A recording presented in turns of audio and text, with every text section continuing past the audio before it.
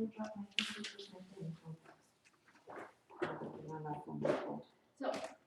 call this meeting to order, Pledge of Allegiance. I pledge allegiance to the flag of the United States of America and to the republic for which it stands, one nation, under God, indivisible, with liberty and justice for all. Well, thank you everyone for attending in these trying times. We appreciate everyone being here and welcome. Just a reminder, this meeting is a meeting of the Harrison Heights Board of Directors in public for the purpose of conducting the Homeowners Association business. It is not to be considered a public community meeting. There will be time for public participation under other as indicated on the agenda. However, we will make an exception for this meeting. We do have two guests that I would like to introduce. We do have Lori from Watson Management Group and also Carrie McMahon from McMahon and Associates. So thank you both for coming. And after they're done speaking, if there's any questions, you can address that. Meetings are videotaped and uploaded to YouTube under the Harrison Heights. They're archived and you can subscribe to them. First, we're going to start to new business. Lori, would you like to? Yes. Do a presentation? What I'm going to go over is just a few things with the board and the members here. Insurance and insurance letter went out last week. We don't have proof of insurance, but only one owner, so we're required by the kind of documents that we have, the owners have insurance, so we're going to get proof of certificate of insurance. Homeowners, if they want to use the HOA's insurance, which is American Family, that will save them if there is a claim. The deductible is waived, so any homeowner can opt for that, but they can go with their own carrier too. We're asking that we either get it by fax, email on that, so hopefully once if we start getting them and we're missing some, we'll start calling the homeowners.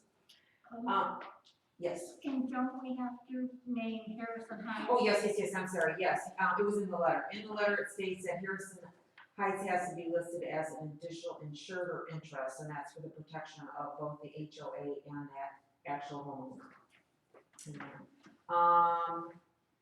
In regards to the elevator, someone had filed a complaint with the town about the level of the floors. The threshold of that was not even. When the complaint was made, we were aware of it. We had the threshold on order, and it has, of course, it's been installed. But homeowners should call us first before calling and complaining, because sometimes that stuff has already been taken care of and all that. And it could come to where either the town could shut down the elevator or report it to the state and have it shut down. So we want to hopefully correct the problem before it gets to that, for the fact that all the residents do need it. The south parking lot has not been working. We've had an electrician out. The line from the building to the parking lot light is so old and brittle.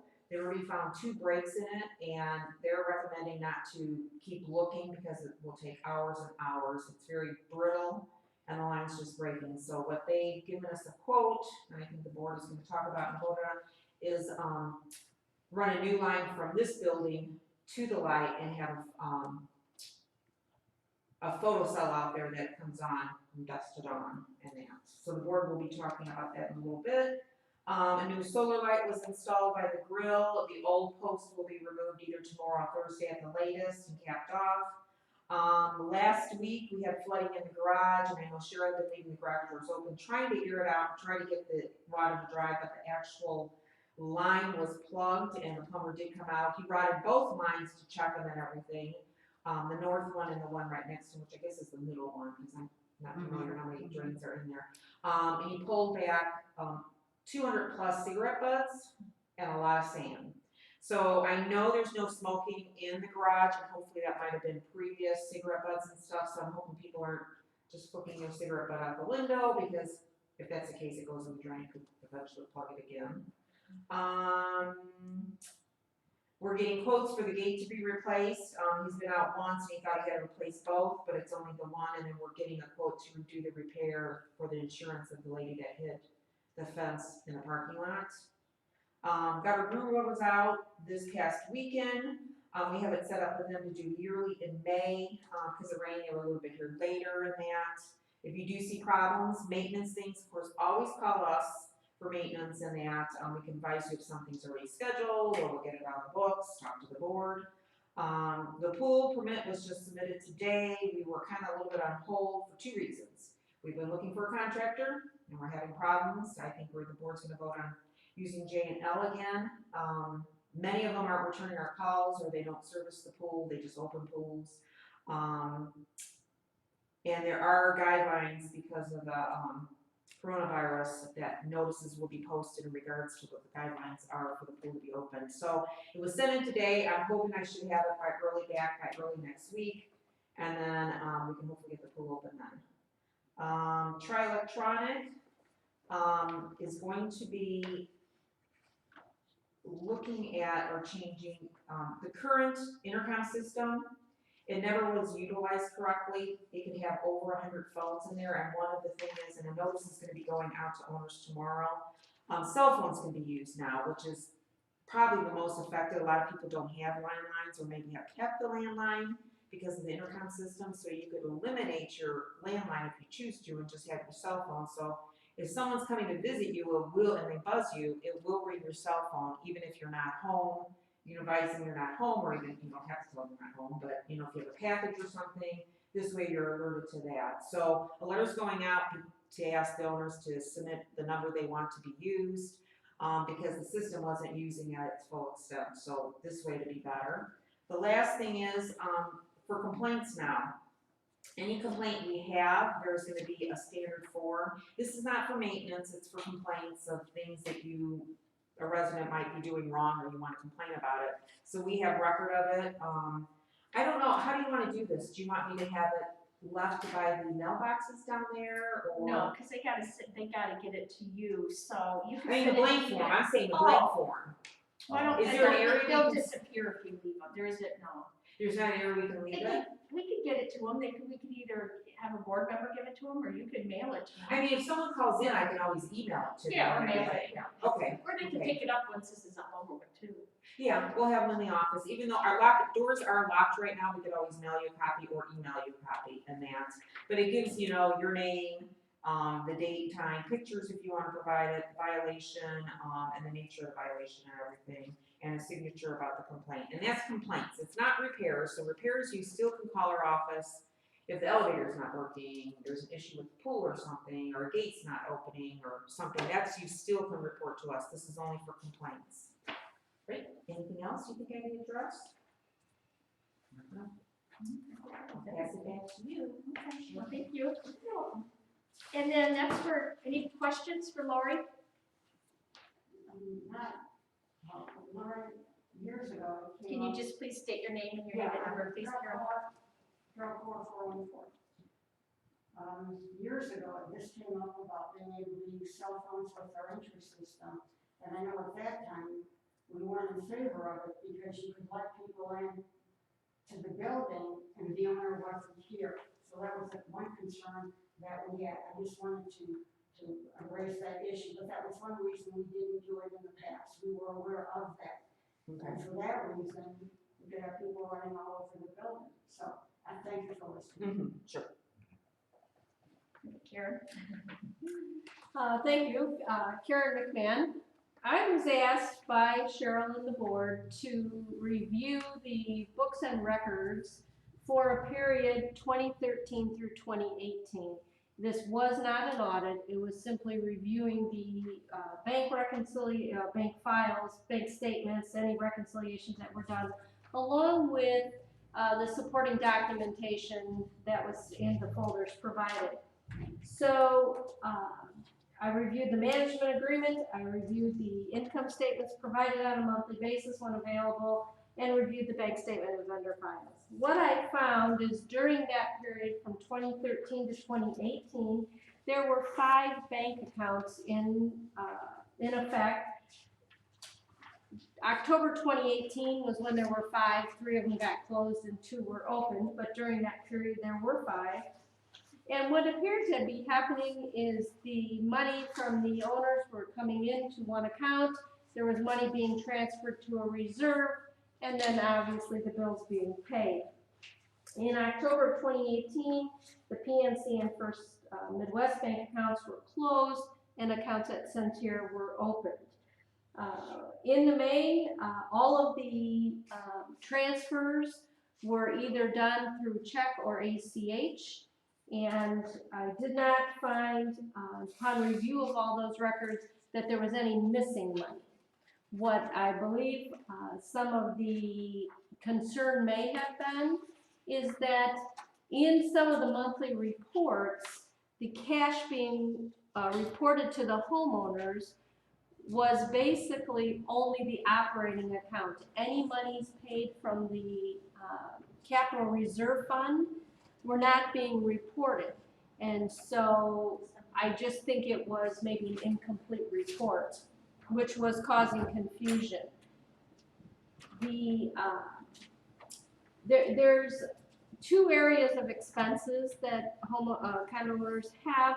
One is your operating costs, your electricity, your pool maintenance, things of that nature.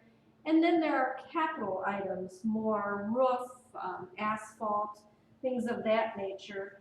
There was, in the reserve account paid during that time, there was approximately $125,000 of capitalized items that were missing. And I believe Jason has published or will publish a summary of what we found, and it was attached to a document that I sent. Basically, it was roof, asphalt, carpet in the lobby, some common hallways, and elevator work. So some of the expenses, which should have been maintenance, should have been possibly paid through the operating account and got paid through reserve. But either way, there was nothing I found to say it was missing or misappropriated, possibly just maybe an incomplete reporting. And I think had they done a complete report, there would not have possibly been some questions over that time. Looking over all of it, discussing with the board if they wanted to do an audit, that's something that's in the bylaws. However, past practices do not appear that at any point in the information provided to me that an audit was done. So that's something I would suggest to Cheryl and the board to look at. You know, they can be expensive and not all homeowners do it. What information would we get from an audit that we don't have? What's expensive too? Expensive an audit, typically we just did one for another homeowner and it cost them $6,000. So I was gonna say six, we had one years ago, 6,000. And so, you know, if you're going to do an audit, $6,000 into your budget is something that, you know, all the homeowners need to be aware of.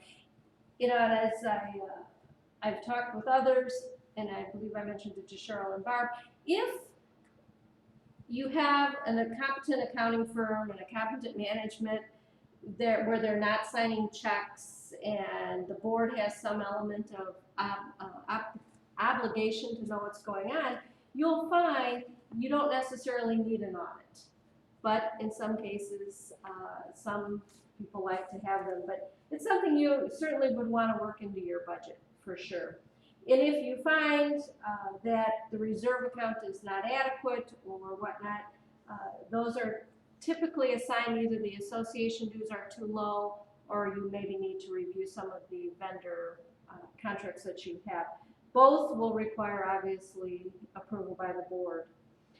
I did not see anything that I felt was out of line, but just to reiterate, it was not an audit, it was just simply a review of the banking activity for that period. And I think Jason had a question you might not have heard. Jason. I'm sorry, Jason? What additional information would we get? Oh, I apologize. You know, basically what an audit does, different from looking at the books and doing a tax return, is we would confirm with all the homeowners what they owe possibly to the association. We would test the vendor files to make sure all the liabilities are being reported correctly. And you'll just get a little bit of, like, I'm going to say, extra comfort that there's been a third-party check. Financially, I think Laura can attest to the fact it doesn't change the bottom line of the cash flow. Do you look at every bill too, don't you? We do. Every We invoice? trace the invoice to make sure the service was provided, it's in the time period, under the audit. So let me ask you, if we had actually all these years had an audit every year, we would not have been confused where our money went when it wasn't reported correctly. For the $125,000. That's correct. So if we had a professional company do an audit, we would have been alerted that we were not doing our books right. Well, it would have alerted you to the fact that the monthly report that was done had omitted some of those capital reserve type of items.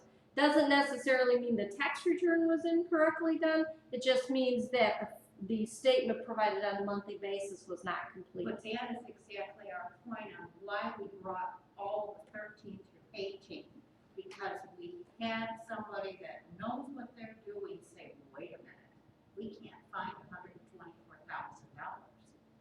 We brought it to you, and it took you months to finish it because we had to get attorneys to get you the statements from the bank because PP&W owned our bank accounts. So we had no privilege and no right to have our own bank accounts, and that's when we had to use the accountant knowledge of our attorney to subpoena our stuff. That's correct. So what's best practices as far as if you were to audit with management companies and board of directors and HOAs and signatories and who should be signing checks, whose money is it? Because the banks were saying that it wasn't our money because the money was never in the homeowners association name, even though it was assessments funds and it was the homeowner's money. And that's why they wouldn't release the bank accounts to you, let alone us. Correct. And Lori does more management obviously than I do, and I would think you would agree, most always the homeowner association owns their own bank account. And you hire a company like Lori to pay the bills, handle the maintenance, and do those types of items, but Lori shouldn't sign your checks. No. There should be a board member who goes by however frequently and signs on those checks. So you put an element of independence and control through the process, and then you know where the money is going. But when we let resource management go, we switched banks, but no longer, when we got to Watson, no longer were we gonna, that was one of our questions to you. Because one resource was signing all their checks Yeah, there. and we never could We follow. never have signed I any had to HOA watch checks. the bank so carefully when they did checks, and I caught them more than once. And the point of the matter is we changed it, and I look at the banks, Jason looks at the bank, it isn't just me, we have somebody that's watching me, and somebody And that's Lori watching does him, too. and watching Three of them, us. and Lori does. So we're trying to, Right, and that is best practices. yeah. They often say in the accounting world, if you're signing the checks, you shouldn't be receiving the bank statement. Someone That's else right, should get that bank statement and open it up, make sure the signatures look right, that if there's any wire transfers that you know where they're going. Well, we had an incident where resource management had an employee who is not a signatory on the bank sign a check. Because we watched the bank so carefully, it was caught, the bank had to pay us our money back. And I had to file a police report according to the bank. Mm-hmm. So, it's very imperative that when you're dealing with money, and that you have people that are keeping each other honest, not that we're not honest. Correct. And that we follow that bank account religiously. We watch banks, we make sure that there's not something that jumps out at you, and there was a lot of it. And that's the responsibility of the board, Exactly. to understand where all the money's coming from and where is it going. So Yes. I guess, we can Carol, well, when we're finished with the presentation, we'll take audience questions if you don't mind. So I guess whenever you sat down with us to explain it, I was confused because I want everybody to know, we never went to Karen and said, we think there's $125,000 in this. We never said that. No, We we never didn't. gave you a fee. So when we came in, Jason, I, and Barb, when we came in to get the analysis, it was Jason then who said, hey, you know, this, what happened with this, and then you said, let me go back and see what I could find, and then that's where this second document came through, and it pretty much matched Jason's numbers of what he looked at throughout Yeah, those so at years. least 3 to 5 years, it came out to the penny after that. Yeah. There was still a couple that were off by a little bit, but we were right in the same ballpark, and we've been off by a couple of $100 or $1,000 like we never Yeah. requested us to look at. Right. Well, and on those big ticket items, there was paperwork in the file, and that's how when I was tracing the money, I found those contracts for whatever it was that had been done. So we're mandated to put so much into the reserve fund as an HOA by our bylaws. However, We're we're, capped, actually. yeah, we're capped. We could put 0 in if we wanted, we can't put more than 10% of our budget. We can't put more than, but this board has put in, you know, what we're supposed to, and we have never taken out a penny, and we don't have to anticipate to take out a penny, at this point. We do have money to do other projects without tapping into the reserves. So as a homeowner, let me ask you a question. How would I have known, even looking at meeting minutes every month, or even coming to meetings, that money was taken from the reserves? You wouldn't have known it from the reports that were in those files, Why? because they only reported what was the activity coming out of the operation account, not the reserve account. So ideally, and when I got the books from Lori to do the 2019 tax return, she had your reserve account, she had your operating account, and she had your CD. And it was very clear the activity that went through that account. And that's what should be reported on the summary. All of the activity accounting for all of your monies, not just the operating money. We have that. This is what they get every time it's published, it's up on the board, it's the 3 bank accounts straight out of the bank statement. And it balances There's- the reserves. Yeah, and it balances with, yes, Correct. we're so visual in what we do that there shouldn't be anybody worried about us stealing money. Well, and your We book don't should have be enough. transparent. Yeah, It's not your money, They're it's not- not your it's not our personal account. absolutely not. And it's our due diligence. That's To true. make sure that Correct. our books are transparent. So with that being said, the document that Jason puts out every month, if I were to look at that, and if we took money out of the reserve, I wouldn't know money was taken out of the reserve unless I look at next month and subtract it.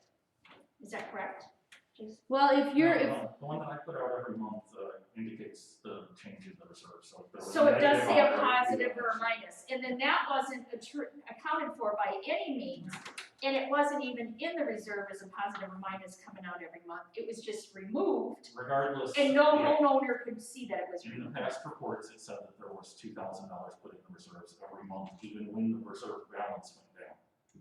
it just talked about money going in, not the expenditure coming out. Correct. So what you're saying is the audit, it attributes to third-party review, not just the bank records, it sounds like it's more of there's third parties that's involved. Third-party verification. Oh, verification. So we're verifying if the homeowner, we'll send out a letter to all of them confirming if they owe money that's past due possibly for their assessments. We'll look and see on the vendor listing, we'll confirm, yes, you owe the pool guy X dollars. You look at all the bills, make sure that they're for the appropriate project in the appropriate time frame. It's just a lot of time. Checklists for audits are the killer in the main because of the compliance from the AICPA. And that's what creates a lot of time. In the AICPA It's the American Institute of Certified Public Accountants. It's what governs what we do. So that word audit governs those. Correct. When it's an audit, we have to attest to the fact that we did all of the things as the IRS or the AICPA has outlined that we have to do. So I'm sure you'd be happy to take our money every year. I'd love to take your money every year, but I don't know that it's worth it in your budget. Right. Do you have some kind of guidance on what we would generally recommend to an association of our size? Do they do audits every 5 years? Do they do them at all? Is it just a general? You know, there's no one size fits all. If many times if someone just for comfort will do it every maybe 3 to 5. But here again, keep in mind when you do an audit and you're auditing that period, there's a little extra time involved because you have to audit the opening balance to make sure it's good and then audit the ending balance. And so we have a lot of municipalities that do one every other year just to save a little money. You, in my opinion, if you did a quality comp, and Lori can actually even print it out of QuickBooks that we can, take a look at and give you our commentary on the completeness of it. But if you did a compilation every year, you're going to get the same thing. We're going to test the resident receivable file. We will confirm or look at the payables to make sure they're reasonable. We just won't send out all the letters to everybody and get it back.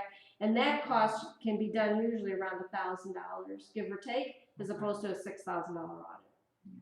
So did you see, looking at all the records that did you see any of that done? No.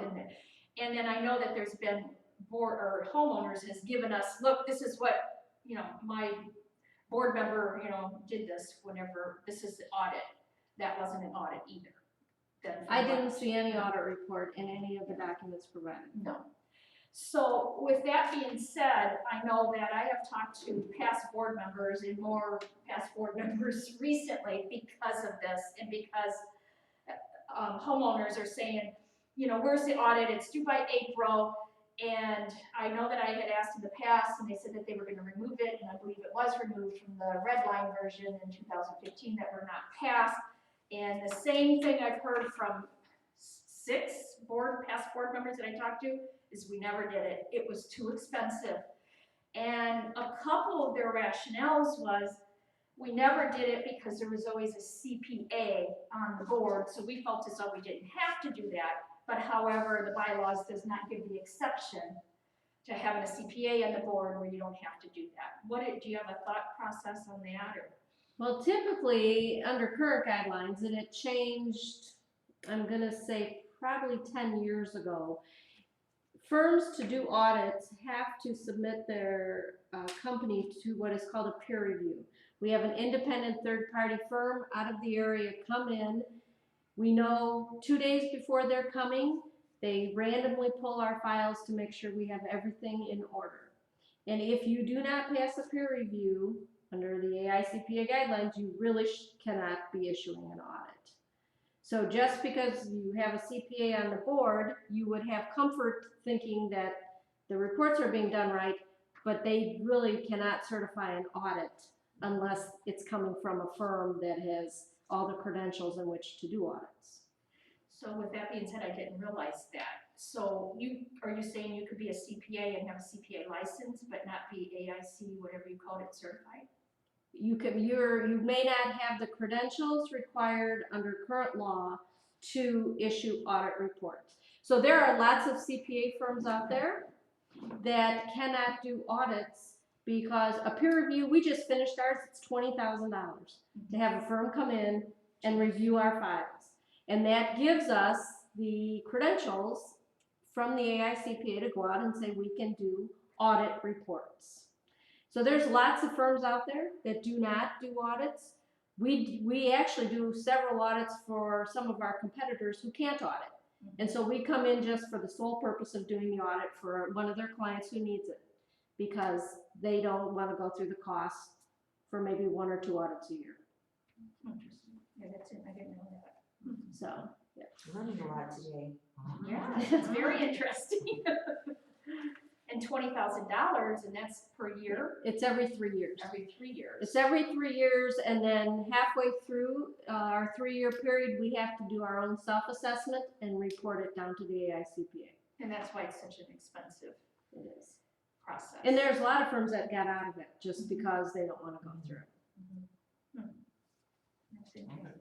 Any other questions? No, thank you, Bill. You made things so much more understandable that we can pass along.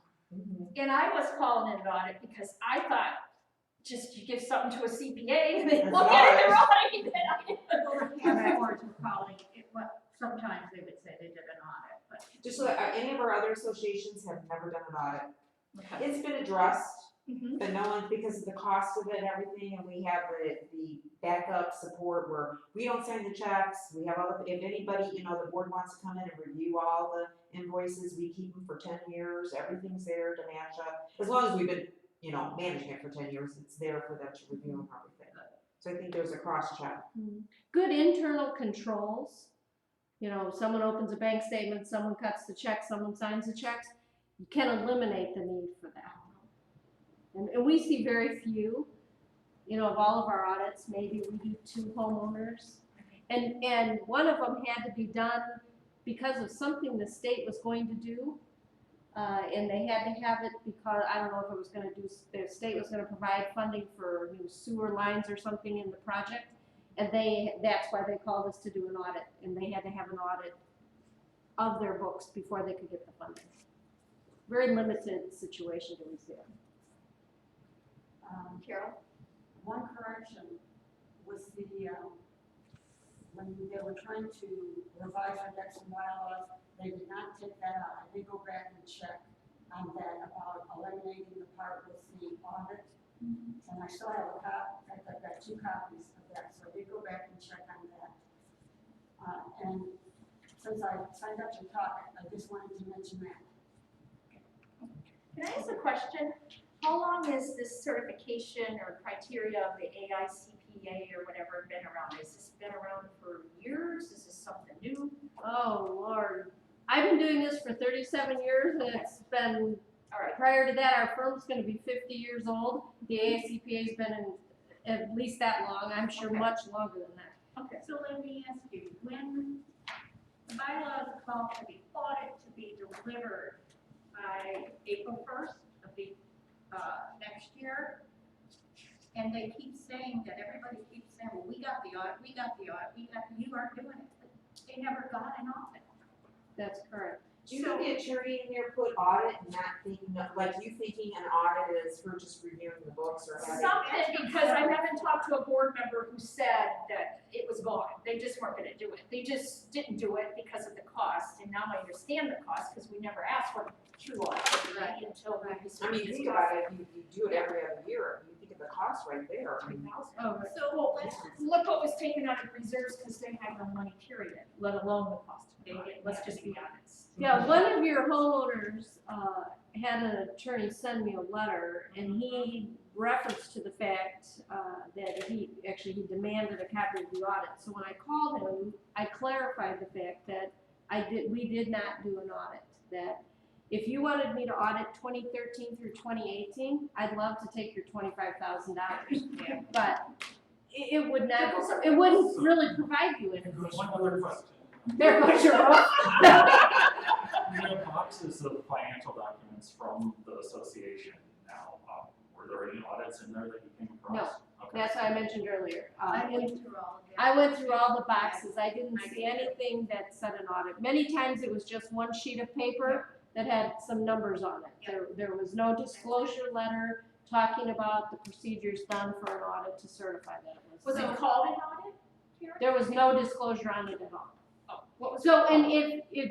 I'm sure it was just a profit and loss or a That's what I was gonna say. summary of the cash The only thing accounts. I've seen was the year-end report, which had basically the balances of the accounts. Correct. Yeah, an audit report usually is at least 5 or 6 pages long. It's got a cover sheet, it's got a letter telling everybody what we've done and the credentials we have to do it. It's got a detailed balance sheet, it's got a P&L, it's got some footnote disclosures that describe the entity type, the accounting method, yak. And it's usually 5 pages long, give or take, depending on what's going on. These were just 1-page summaries of bank balances. So every time we get something that has been sent to an attorney, we have to get our attorneys involved. And what they talked about not getting our audit, there was never an audit to get, ever. Probably since you started. Absolutely. Not only there, but we went back. There is no. Oh, you audit. mean since the Since the HOA started? association. No, there had Nineteen And seventy-four. the point of the matter is they think the people in the building thought they got an audit, which they did not. It was done by somebody who lived here, who was a CPA and The treasurer. the treasurer. That's a conflict of interest. That's not a new. There's a lack of internal control control is what And I'm saying. that's a little, yeah, we would So never do that. in case he threatened to do a deposition with you or He mentioned he was going to subpoena me. now you got what it is. Yeah, so. Look, And I Sorry. said, you know, feel free, but I'm not sure what I'll be able to tell you because I've looked at such a limited window of your data. there's nothing to tell. There never was an audit. It's past practices. Correct. And what they're demanding of us, they've never demanded of anybody else. Yeah, we're being held to a higher But standard. Madam President, any homeowner is entitled to a copy of the report that we did get, right? Yep, Okay. they're up here. And then once we approve it, Yeah. the attorney says, once you speak and once we approve it, then, That's yes, what they I can want be to reviewed. get, just to be Okay. clear that. And we're not then we holding won't back. wait for the meeting minutes, we'll, you That know, it's not an audit, but it's available to everyone. It's available. So are you gonna look at changing your docs to get that out of there? It's yes, saying- the documents that's something that's on our agenda. We're gonna be changing that to get it out. After talking to everybody else and getting more and more information from other individuals, and the rationale why they didn't do the audit did not make sense. In fact, it was, like you said, not an internal control. Because having a CPA on the board as a treasurer who's signing checks and doesn't do an audit, have a neutral third party do an audit, we would never do that. That's why we went to you. You've never done business with us. You know what I'm saying? We wanted a clean set of eyes on Correct. our records. And just for the record, what was provided is basically a 2-page letter outlining what I was asked to do, the documents I reviewed, what I found, a summary of how I did the procedures, and then the conclusion on what I found. And then I attached a summary after Jason was saying, well, where's that missing money or unreported money on the monthly reports? And I put a detail there of the handful of big items that add up to that. And like I said, those receipts or contracts were in the documents to support those expenses. But we never got the documents, they refused to give them to us. The past boards, they're over there in a room, they're not. They were in Mary Daly's room, but they weren't in that room. Yeah, we finally found that. Documents in that room stopped at 2012. 2012. I It's gathered cobwebs. everything we had, and there was nothing. Nothing. Well, you got everything we had. Mhm.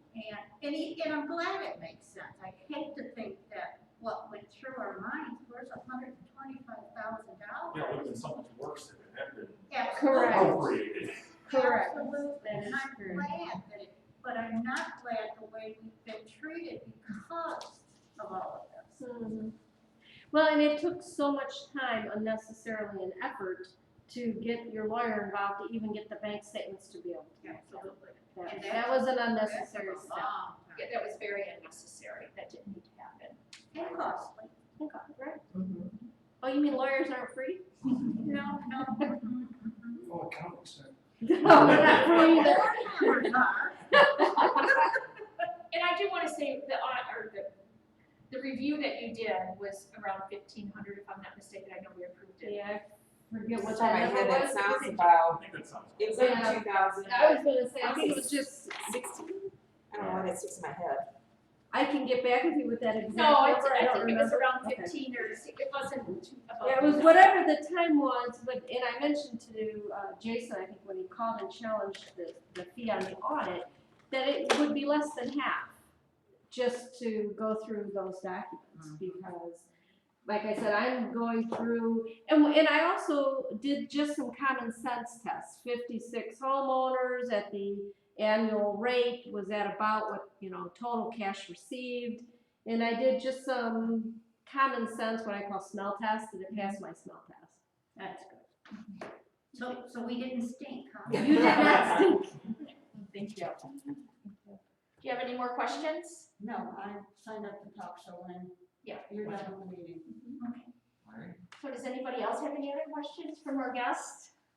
No? I thank you very Not- much, both. Thank you. You'd like Do to, you want me to stay for we're gonna anything go else? over a couple more motions, is that okay? I'll stay for that and Karen. Yeah. Okay. Okay, thank you to the board, I appreciate the opportunity to Thank give you. you. For joining. do you recommend to this board that they got now have you do a 2-year review of them? Because based on what you said, you only did, like, when they first took office, it would have only been a couple of months from September of 2018.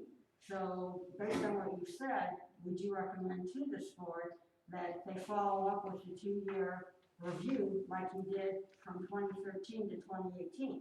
Well, I will clarify, for tax year 2019, the board, through Watson Management, did engage our office to do the annual tax return for the homeowners.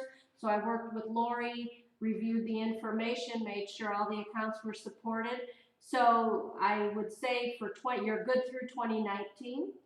And if, you know, not that we're a tag team or I'm here to advertise this, but as the internal controls have been improved, Watson Management is doing what they do. If I continue as an independent person to do that tax return, I think it is adequate assurance to the homeowners that things are going to be watched over.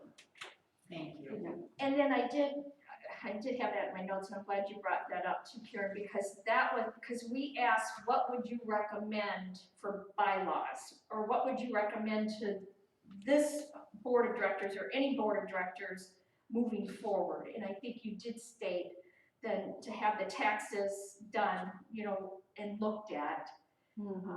A third party should do the tax return. You know, would I recommend Lori do all the work and do the tax return? No. But if you have internal controls here for someone signing checks, you have an independent person managing the bills and whatnot, and you have a third person doing the tax return, those 3 steps should eliminate, I would think, people's concern that it has to be an audit, that a homeowner, why pay that $6,000 when you don't need to? Because I think we have independent control. So if Lori's, you know, doing something that's incorrect, whoever signs checks won't sign that check. When I do the tax return, if Lori gives me a balance sheet and it's not supported, that's my obligation to challenge her. So you've developed, I think, a good team of independent reviewers at this point. So just so Carol knows, when I go in to sign checks with Lori, it's not just check. I look at the invoice that comes with it. And Lori knows, if I have a concern, she has to answer my question, or we have to find out. You get a copy, Jason gets it too, a copy of the invoices and a list of the checks. Because it's all done through QuickBooks, which is all computerized, which is nice. You put the list of the checks. I scan, send It's all Jason. compared against the budget to see. Yeah, so he So can see when the checks are coming through, what they were for and everything. So there's some more, you know, as much as we can, cross-check. It's transparency. Absolutely. Absolutely. And you know, Jason, I like the fact that you take that information and look at it against the budget. That's a, you know, are you an accountant? Should I be concerned? Do I have No, I'm competition over there? But very good. But I think he did his homework. No, I think yeah. he kept needing the best practices for HOA treasurer, because we asked him to be a treasurer, and he's like, I think I might need some time. but he ended up, he gave us a presentation, and we were like, whoa, are you sure? We did the same thing. Are you sure you're not an accountant? He did a wonderful job, and he really I was just like vested Excel. in it. He took it very seriously, and As he should. the board appreciates Oh, that. absolutely. Yes, yes. Absolutely. And I think it's better transparency and numbers in the system that he's created than what I've ever seen here. Carol, do you have a concern that this board isn't following through on best practices and watching after 56 units? I mean, if you do, speak up so we can address it. Yeah, I do have a concern. What is it? I would rather like prepare a list, but my husband is a CPA. So, And what's he concerned about?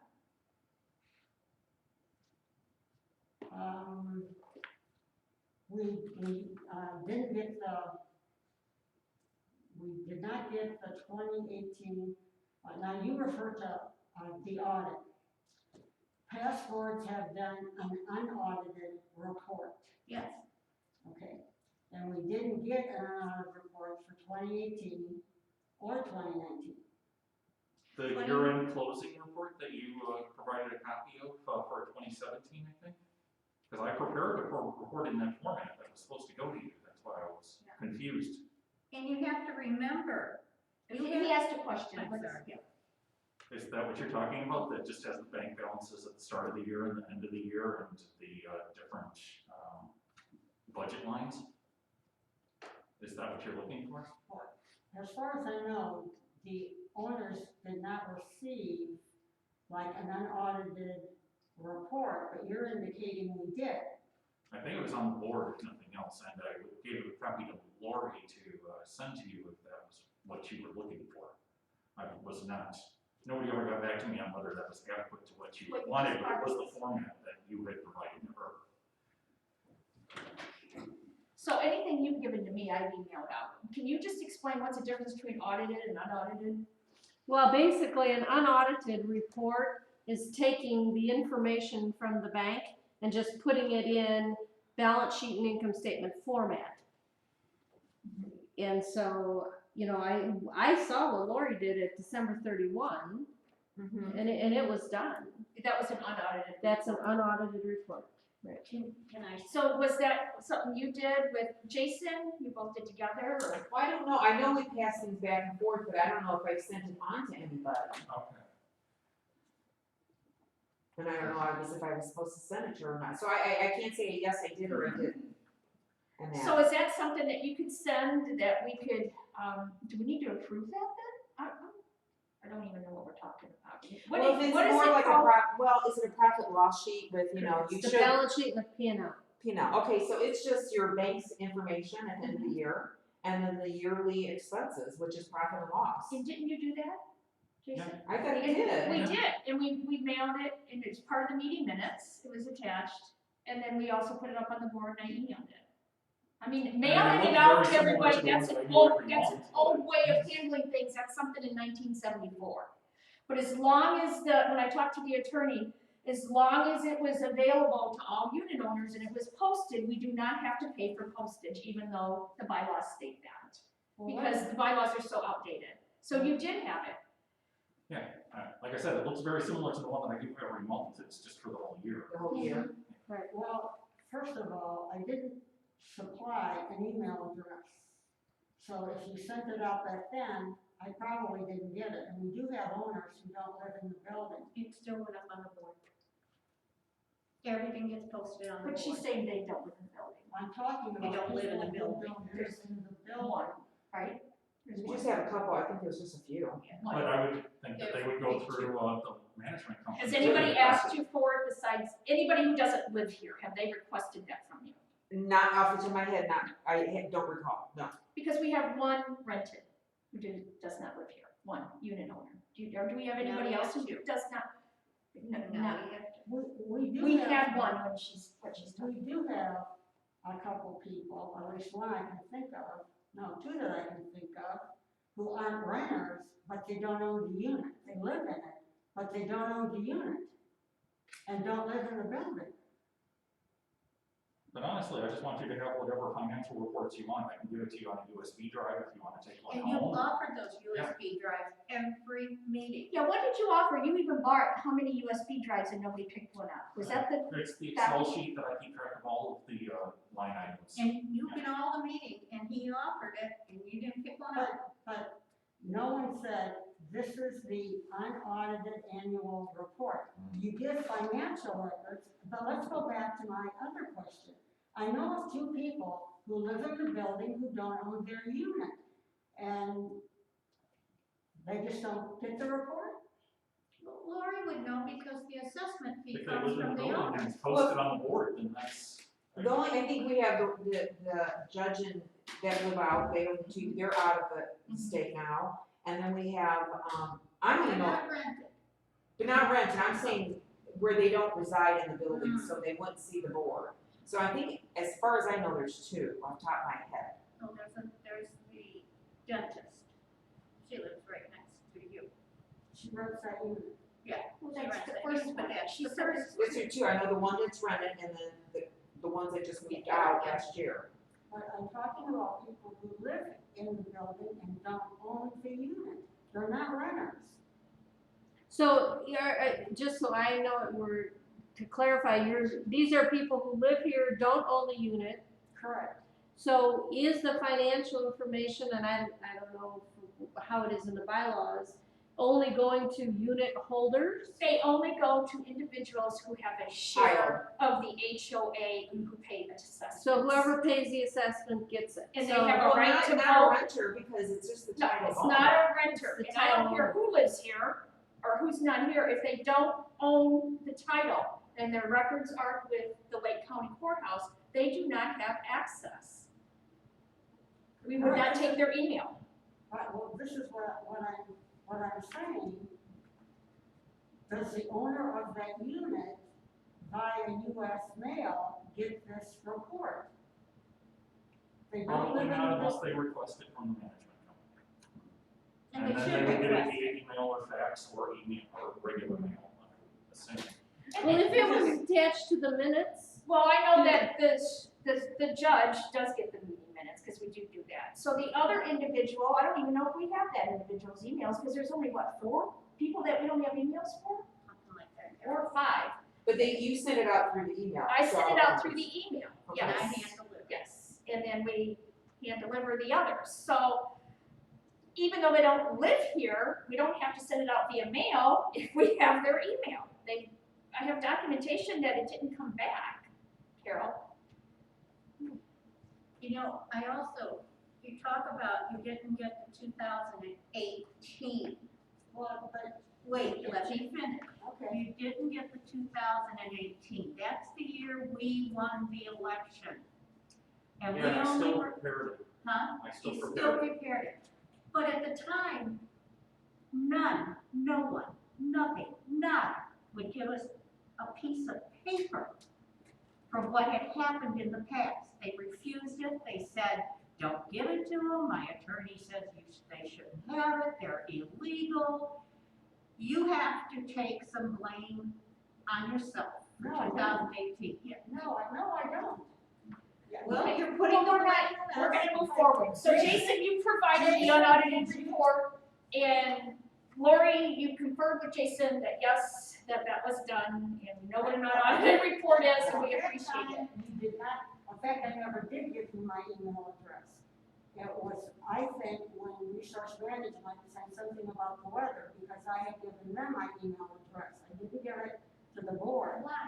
Well, here's the issue, it doesn't matter, Resource Management gave us your Right, documentation, But I so didn't that's a have it. conversation you need to have with them.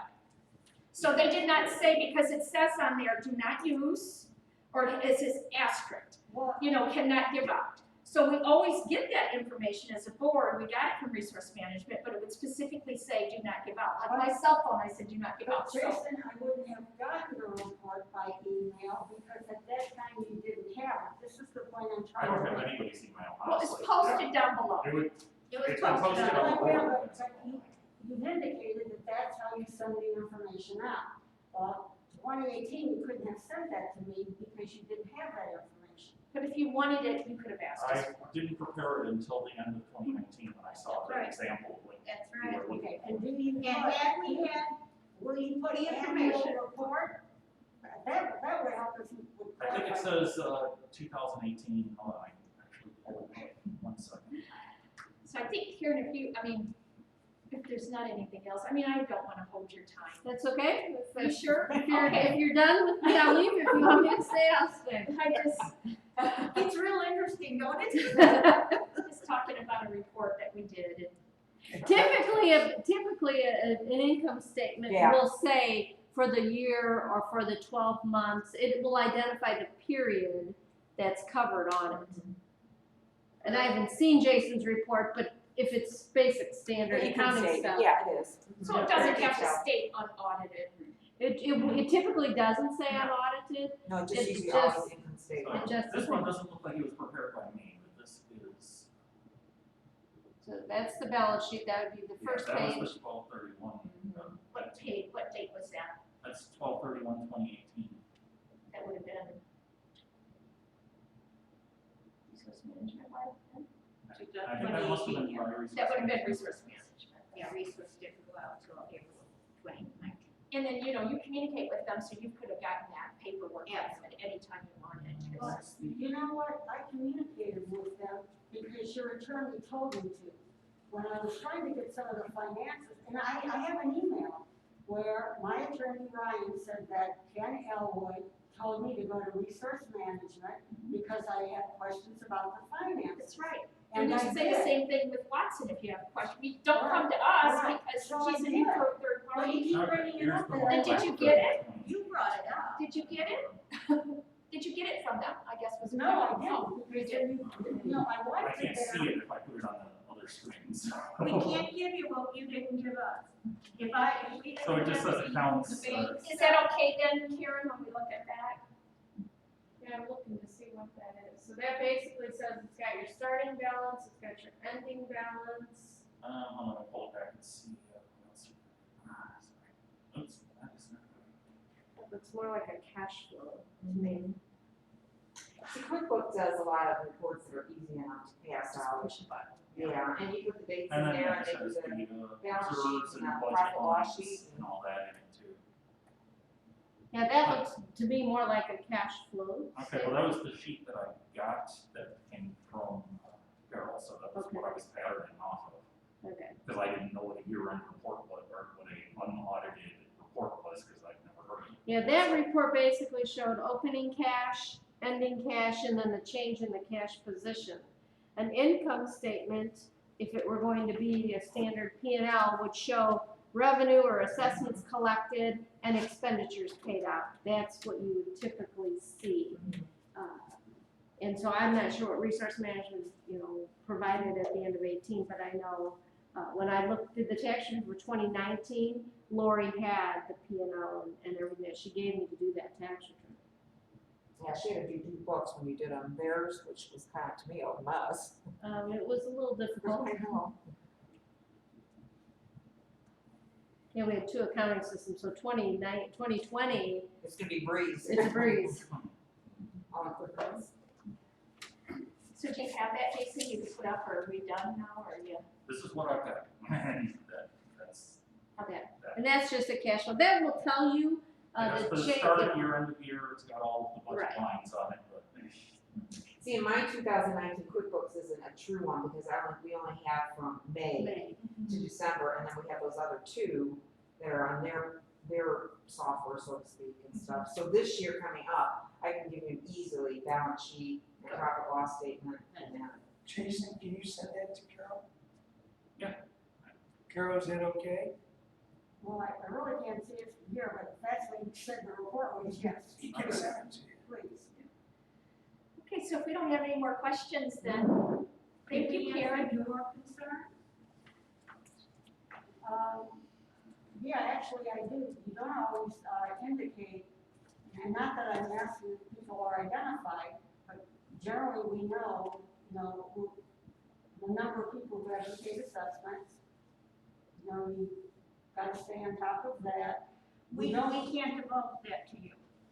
That's against the law. Confidential. No, I don't wanna know who's not, but generally we know that maybe everyone's paid up or a couple people haven't.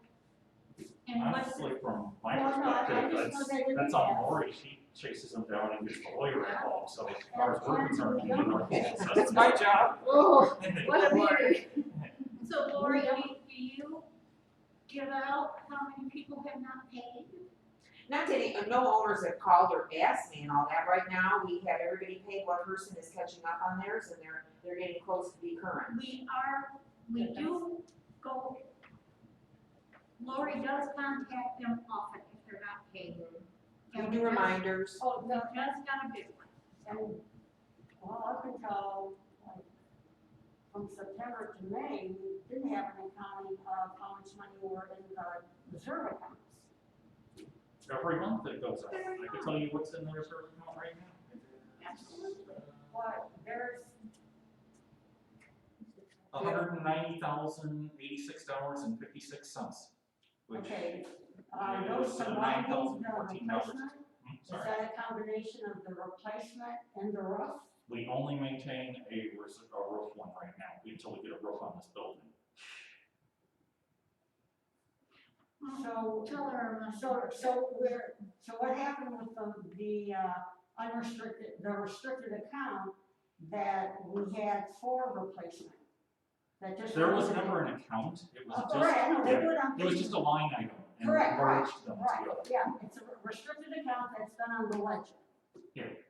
We just merged them. So we only have one account, and you put the money from the reserve account, from the replacement account in with the roof. It's all one account, it's all reserves. It will be used for anything we need reserves Well, for. I understand that, but what I'm asking you, when you made this one account, did you take the money that on paper was called the replacement, and so that money went in with the roof? Yes, they both got added together, they're one Okay. number, yes. And it's typical in associations of capital improvement, they have one account, and it's for capital improvements. The roofs, like you were talking, asphalt, storm drains or more, they're like, things that happen every 20, 30 years. And we have two roofs to replace. Yes, right now. Okay. So with that being said, can we ask what you're still here? Thank you so much for staying. By the way. Okay, I'm out of here. Those two accounts, do you typically see two accounts like Yes, that? we do. So what does that mean, those two accounts? You basically have one account that it handles your routine monthly expenditures, general operating. You have a second account, which is your reserve account, and as Lori says, every 20 or 30 years when you need something, it's a slow accumulation of money, so when that new roof comes, the funds are sitting And there. that's what we have. And that's what you guys have on your books. It's like the Yeah. money Okay. market. Yeah, we don't use a separate number for things that are not the roof, because the only major expense that I know of that's coming up is the roof. So that You would, know, after that, we'll, you would have a special assessment. That's correct. Yeah, your alternative is to not do a reserve and then have Right. $100,000 roof and divide it by 56 and send it out and have everybody pay their money. That's why we started the reserve. Correct, absolutely. That The is it. reserve is in the bylaw. Yes, yeah, so, it's mentioned in the bylaws. You don't. I think technically the board could decide to have $0 reserve, it's not guaranteed in the bylaws, just capped. I'm sorry, Jason. I said there's no guaranteed minimum for the reserve in the bylaws, it's only capped, that it can't be more than 10% of the annual budget that goes in there, the rest of it has to be spent. Correct. So if you have a mild winter in that, you can't dump that extra money in there? No, You're not supposed to if it's more than the some other 10%? improvement, yeah. And right now, our current budget is exactly at 10%, so we can't put any extra money in. Well, we can have a vote of all of the unit owners. What's the total cost for your roof replacement, the bigger one? Do you know, ballpark, what was that? Didn't we have a cost for what the roof replacement was? Anywhere, No, I I think think it's that we around, had talked to you and you were gonna get us some more because they didn't converge on a single number, the three that we have. So are you looking, how soon are you looking to do the roof? This year, next year? 2021, 2022, somewhere around there. It's- I mean, I it's could get different. bids, yeah, but because we got an assessment of it, and it'll last us, they said that it should last us till then. Okay. But I think it was around, what, 4? I mean, we had bids anywhere from 2 We've had three different bids. One was for 140,000, one was for 240,000, and one was for 440,000. So I Wow. think the 400, is the top, but then, But, using just those three numbers, the next bid could be $70,000, it could be $840,000.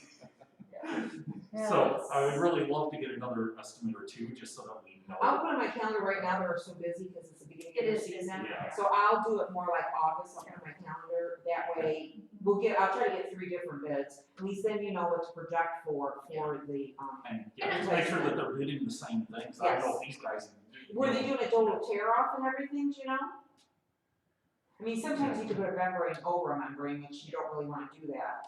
I mean, if you can, if you have. well, when I did a total tear off, and mine's been 2 years ago at my place, it was around the 300, and they had to remove the HVACs, then get a crane up there to remove them and to seal and everything, put them back in, so it was.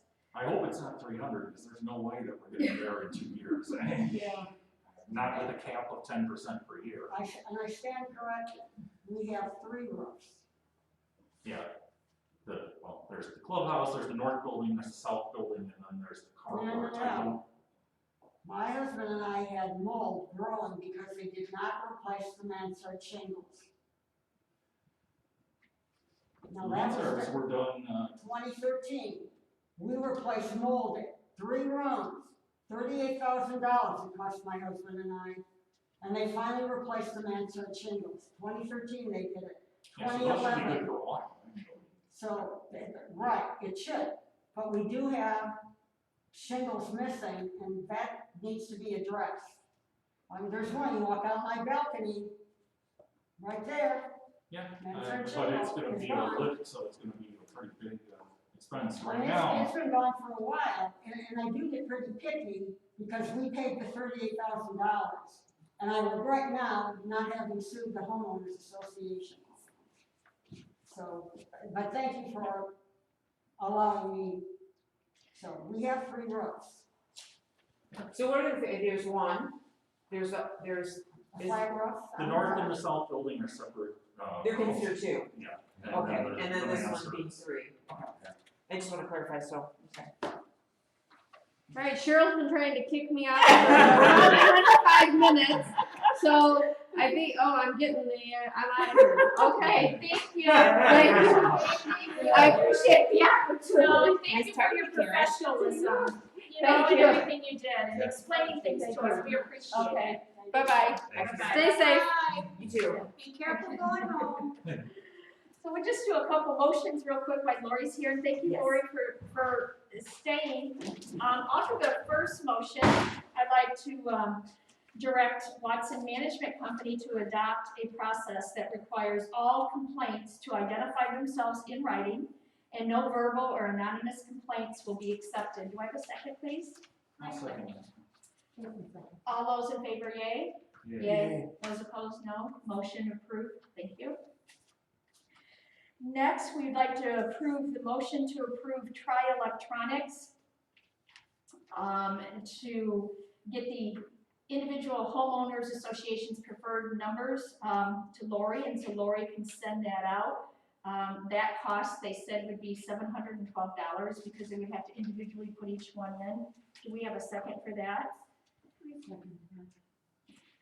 Discussion? So we're going to, our unit actually doesn't have a phone line, we just use the dry contact. So, but we do have a cell You phone, so I have a guess it's cell not a big deal. And- We- Yes. Do So we know how many other units use? we just have dry a contact? listing, there's not one person who does not, that I've seen, that does not have a phone or landline or a cell phone. Okay. Jason, from what I understand, even if you don't have a cell phone, you can put it into any jack. Currently, that's what we were talking about changing, so I wanted to make Okay. sure that. That's a that's dry not line. anybody else using it. It's a dry line. Yeah. So with that being said, one of the advantages of this is I've never had a buzzer system since I've lived here because I don't want the phone in my wall. It wasn't aesthetically pleasing, or a cord hanging. So I've never used the buzzer system. So this will be nice for me, and I do appreciate the fact that if my husband does lose his keys and I am not here, I can buzz him in. I am not gonna buzz anybody in that I know that's not coming. I have all of my packages where I get text messages, it's 10 stops away, it's on its way, it's been delivered, you know, so I will know, and I think everybody else will know who's coming and going. We don't know how many Medco keys are floating around. We have no idea with that. And also, whenever I was down with the gentleman from Tri-Electronics, he showed Barb and I a box in the compactor room, the electrical component of the compactor room, and he said, Cheryl, here's the issue. Look at this. It's a spaghetti mess. It's 56 different lines that are not identified. So he says if we get a unit owner who calls us out and their buzzer system is not working, we have to go up to the unit, trace that line through the garage, and identify it here. He says if we do what was purchased with both kiosks, we can bypass this whole panel in here, and we will never have to come here and do it. It will be one line for 56 unit owners, not 56 separate lines. So that will decrease the call going in. And then also I asked him, well, what would be the cost if somebody moves in and out? You know, are we gonna have to have Tri-Electronics come out because that would be costly? And he says, no, that's something that the management company could do. He could show you, you could do it remotely or whatever, put in the new phone number and take the old one out, which I think is a good idea to have you do. Excellent. To you do that. Did you say if there's any auditing that somebody did get in the building, and we could say who wasn't in. We have the camera. Okay, well, yeah, I guess that, Would you have a cameras? I just know. So when they- I know what you're saying. Somebody in when they're not here, so. So when we get this to the point where I have all the numbers and they're gonna come out, I'll probably do when they come here, just to see visually where everything is, and then see if I can do it off-site, Sure. or if we have to do it on-site when a new person moves in, or the, not the rentals, I know we don't have that many rentals here, but the new owner purchases. Exactly. So the $712, I just want to make it clear what that is for. It's going to be the man hours of disconnecting the 56 lines and then manually putting in either the landline or a cell line. And I've talked to some owners, and they said that they only have a landline for the buzzer. I said, if you had a choice of having only your cell and not having that, and if it worked off your cell, I'd love the cost savings. So you there's could a tell lot them of they can that. have their landline disconnected, mine works without that. Pardon me? I said you could tell them that they could have their landline disconnected today. Yeah, they could have their landline. No, I mean today, without us changing. Mhm. I don't have a landline, but mine does A work. blank line, I think they, yeah. But you have a blank landline. Mine says no line connected, but then when somebody dials anything, something comes up. Can you talk to them though? Yeah. Oh, you still can talk to them? You can talk to them on a cell phone too. Well, I know that, but I didn't know on the Yeah, the situation. current system, it pretends to be a phone system. It cuts off the AT&T or whatever your phone Okay, carriers gotcha. and then puts you Okay. up to the internet. Gotcha. And you talk to somebody, I mean, you know who you're, I mean, very, very rarely do I let anybody in the building. You know what I'm saying? But, Yeah, normally I don't even tell Amazon, just leave it by the door and go down and get it myself. Yeah. that's what I say too. Jason, if you will allow me some humor,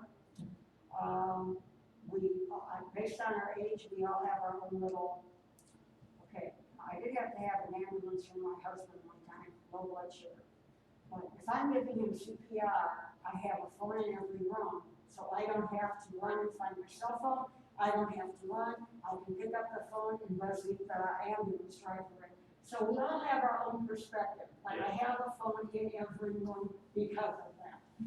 And I just know I'm giving him CPR and he's not giving it to me. So the lockbox system that we have allows any emergency personnel to come into the unit without being buzzed in. And we would want that because if there was, God forbid, some catastrophe where the phone lines didn't work, we wouldn't be able to buzz them in. If there was a fire and it was into the buzzer system or into the phone lines, it wouldn't work.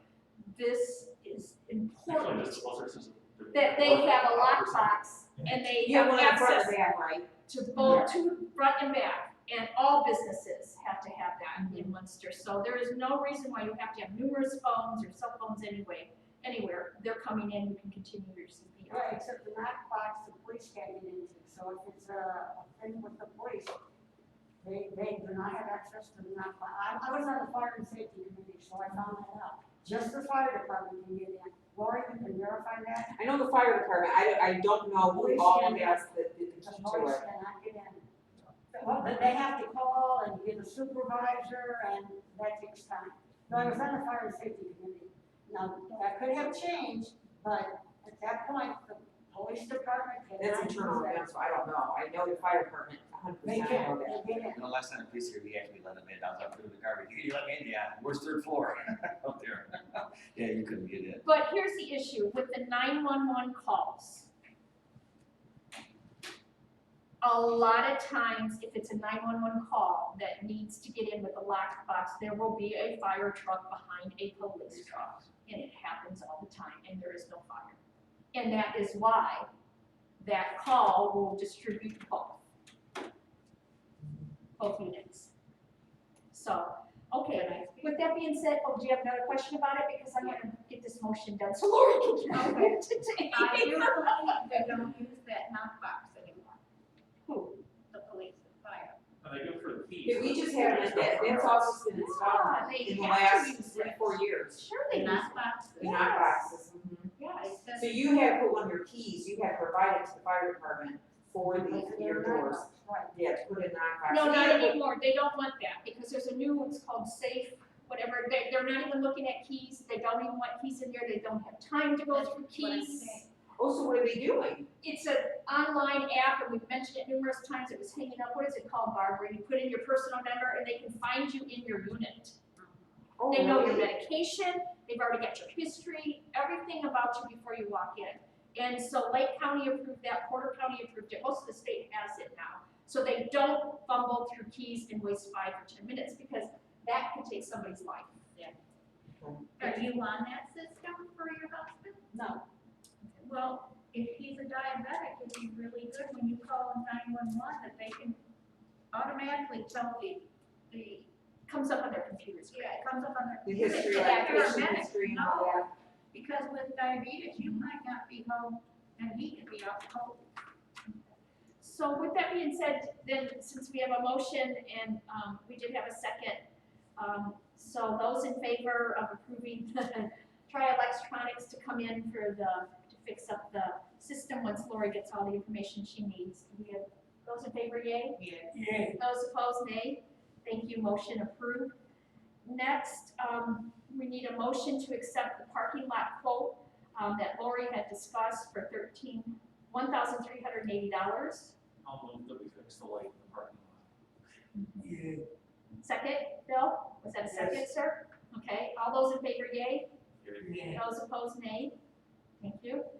Motion to approve J&L Pool contract. I will make that motion for $2,000. It is opening and closing Is in that the same as last year or recently? a week. Okay, Not a week. No, 20 month. 20. Right? okay, then I'll second that. 1980 last. Okay, all Oh, for those the in whole favor? year, $20, yeah. All those in favor, yay? Yeah. All those opposed, nay? You made the motion, who made the second? I second. Second. Now, with that being said, I know that we had discussed that was like a 5-month thing, so we're gonna either see, maybe to extend it, to keep it open later if we can, and if we can't, then, I'll call and talk to him tomorrow and just say how quick, we don't have the permit because yet. it's not open, yeah. Yeah, but I need to know what, as soon, do you want me to call you as soon as we have it in hand, or, how we can move forward, and to see what we can do, to if we can get any discount this year, because the coronavirus pushing it back, and the whole, and we didn't know until May, until we could open the pool, like middle of May, I think the state came out with what needs to be done. It's Harold's baby. I know, he wants it. Yeah. And then I'll go over the COVID things later. Oh, okay. So then also with that being said, Jason, I'm gonna open that up to you. I think we're done then. Okay, If anybody else has any questions, thank you, Lori, have a great night. Thank Everything you all. you do is a pleasure. Thank you, you're doing a Have a great good job. evening, and then we'll be talking to you, thank you. Thank you. Thank you. Bye-bye. You Okay, wanna do the as secretary always, report, or you gonna go by that? oh, sorry, you have to only have secretary first. No, Jason, with the McMahon and Associates, would you like to make a motion or request a motion for the, Yeah, I move that we accept the report from McMahon and Associates on the years 2013 through 2018. the financial review? Okay. Second, do we have a second? I'll second. All those in favor, yay? Yeah. Those opposed, nay. Thank you, motion carried. Next, we'll move on now, Madam Secretary, the secretary report. I make a motion to approve the meeting minutes for meeting on 2/2/20. I'll second. Discussion? All those in favor, yay? Yay. Those opposed, nay. Motion carried. Jason, we'll move on to you, sir, with the treasurer's report. Okay, I think we covered a lot of it during the earlier discussions, and we'll go a little quick. Our current balance across all of our accounts as of April 30th is $252,000, $903.57. We currently have $190,000, plus $86.56 in reserves, which leaves us $62,817.01 in our operating budget. Plenty of money for our $12,000 insurance bill that's coming up in June. Across all of the budget for the year, we're actually pretty much on line. We had a light year for the snow, so we got about $4,000 there. The elevator has not been our friend, so we're about $7,000 over there. Otherwise, we have budgeted $28,500 for building improvements, and we've only used used 3,600 on the painting of the mailroom and the work on the stairs and the front area, so we need to spend that money because it can't go into the reserves according to our bylaws. And COVID prevented the flooring to be finished, so they did come out today, and I'll discuss that later. So we'll be spending some. But otherwise, everything is pretty much in line with what we would expect, so move that we accept the balances through the end of April. I second it. Second, I'd like just a discussion real quick. Barb, I know before with that insurance bill that's coming up, we try to put that on the Visa bill so that we could get the 2%. So could we maybe Can give we them? do that? I think that our maximum balance is only like $3,000. But I think they said they might do two different, just call them, we were gonna call and ask. I know that they said that they could, if they could work for us a little bit to go on it at least, and then, you know, the rest in a check. Okay, so we can get some of that 2% back. Actually, all we have to do is put it, what we can on the credit card and pay it off, and then put the next one on. Yeah. So it doesn't have to be really done two different ways, Okay. it has to be, make sure that we make that Okay. work. So is it 2% or 1% cash back? I think it's 1%, right, for anything other like gas or restaurant, I think it's just the 1%. It's Still, that's a a big, restaurant, but I'm not sure on this. yeah, I think it's 1%. Okay, all those in favor, yay? Yeah. Those opposed, nay? Motion carried, thank you. Did we just, am I back to this here? For support. Okay, so now we're gonna do the bank account analysis. Barb, do you have that? I do. We have a savings account we closed because of the low interest rate. And we put all that money into the money market. That was our operating expenses. And I opened it in February of 2019 with $61,371.27. March, so that was 13 months later, we went from $61,371.27 to $110,145.42. That's almost a $70,000 amount Increase. increase. So we really, $70,000 in 11 months for this building is unheard of. And that's why we have the extra money in the building improvements budget for this year is because of the contract renegotiations plus the additional income from interest that we were making. Right. Now, the bad part about all this is in April, their interest rates went down the toilet because of COVID and the markets. Yeah. So we only got $9.82 that month. I don't know if it's gonna go up, but it's not Well, at least something the that CD we. matured before that, so that's locked in. Yeah, I locked it in before, yes. Yeah. Tell me. Yeah.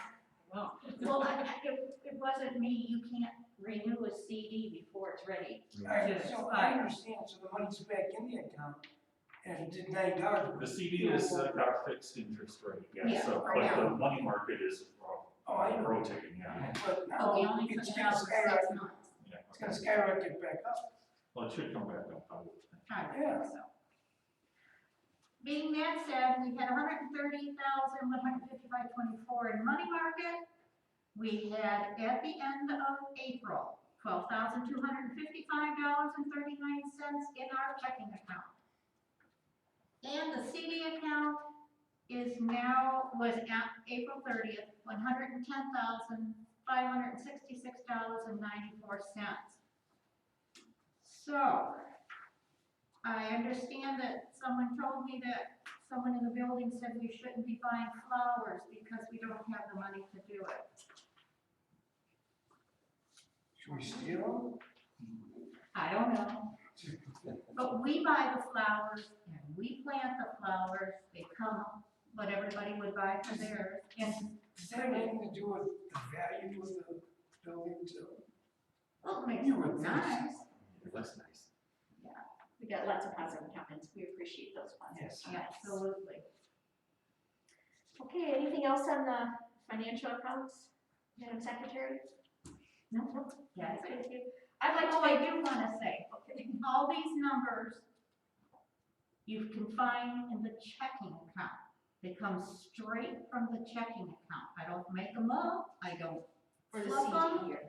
I get to the checking account, and that's how these numbers come up, and Jason's numbers match my numbers. Okay, thank you. I'd like to make a motion to waive the assessment late fee for the first quarter due to the COVID, as long as the individual was paid, or the unit owner was paid in full on or after due date of second quarter assessment. So wait a second, that's the assessment that was due in April? Yeah. the only Okay, assessment just is making COVID. sure, Yeah. so when you said first quarter, I was thinking January, I'm like, that's before all this, okay. So I guess maybe I should say the late fee for the second, that's my fault then. Okay, Second quarter, sorry, yeah. For the second, let me rephrase, let me withdraw that motion, and I'd like to make another motion, so thank you, Sarah.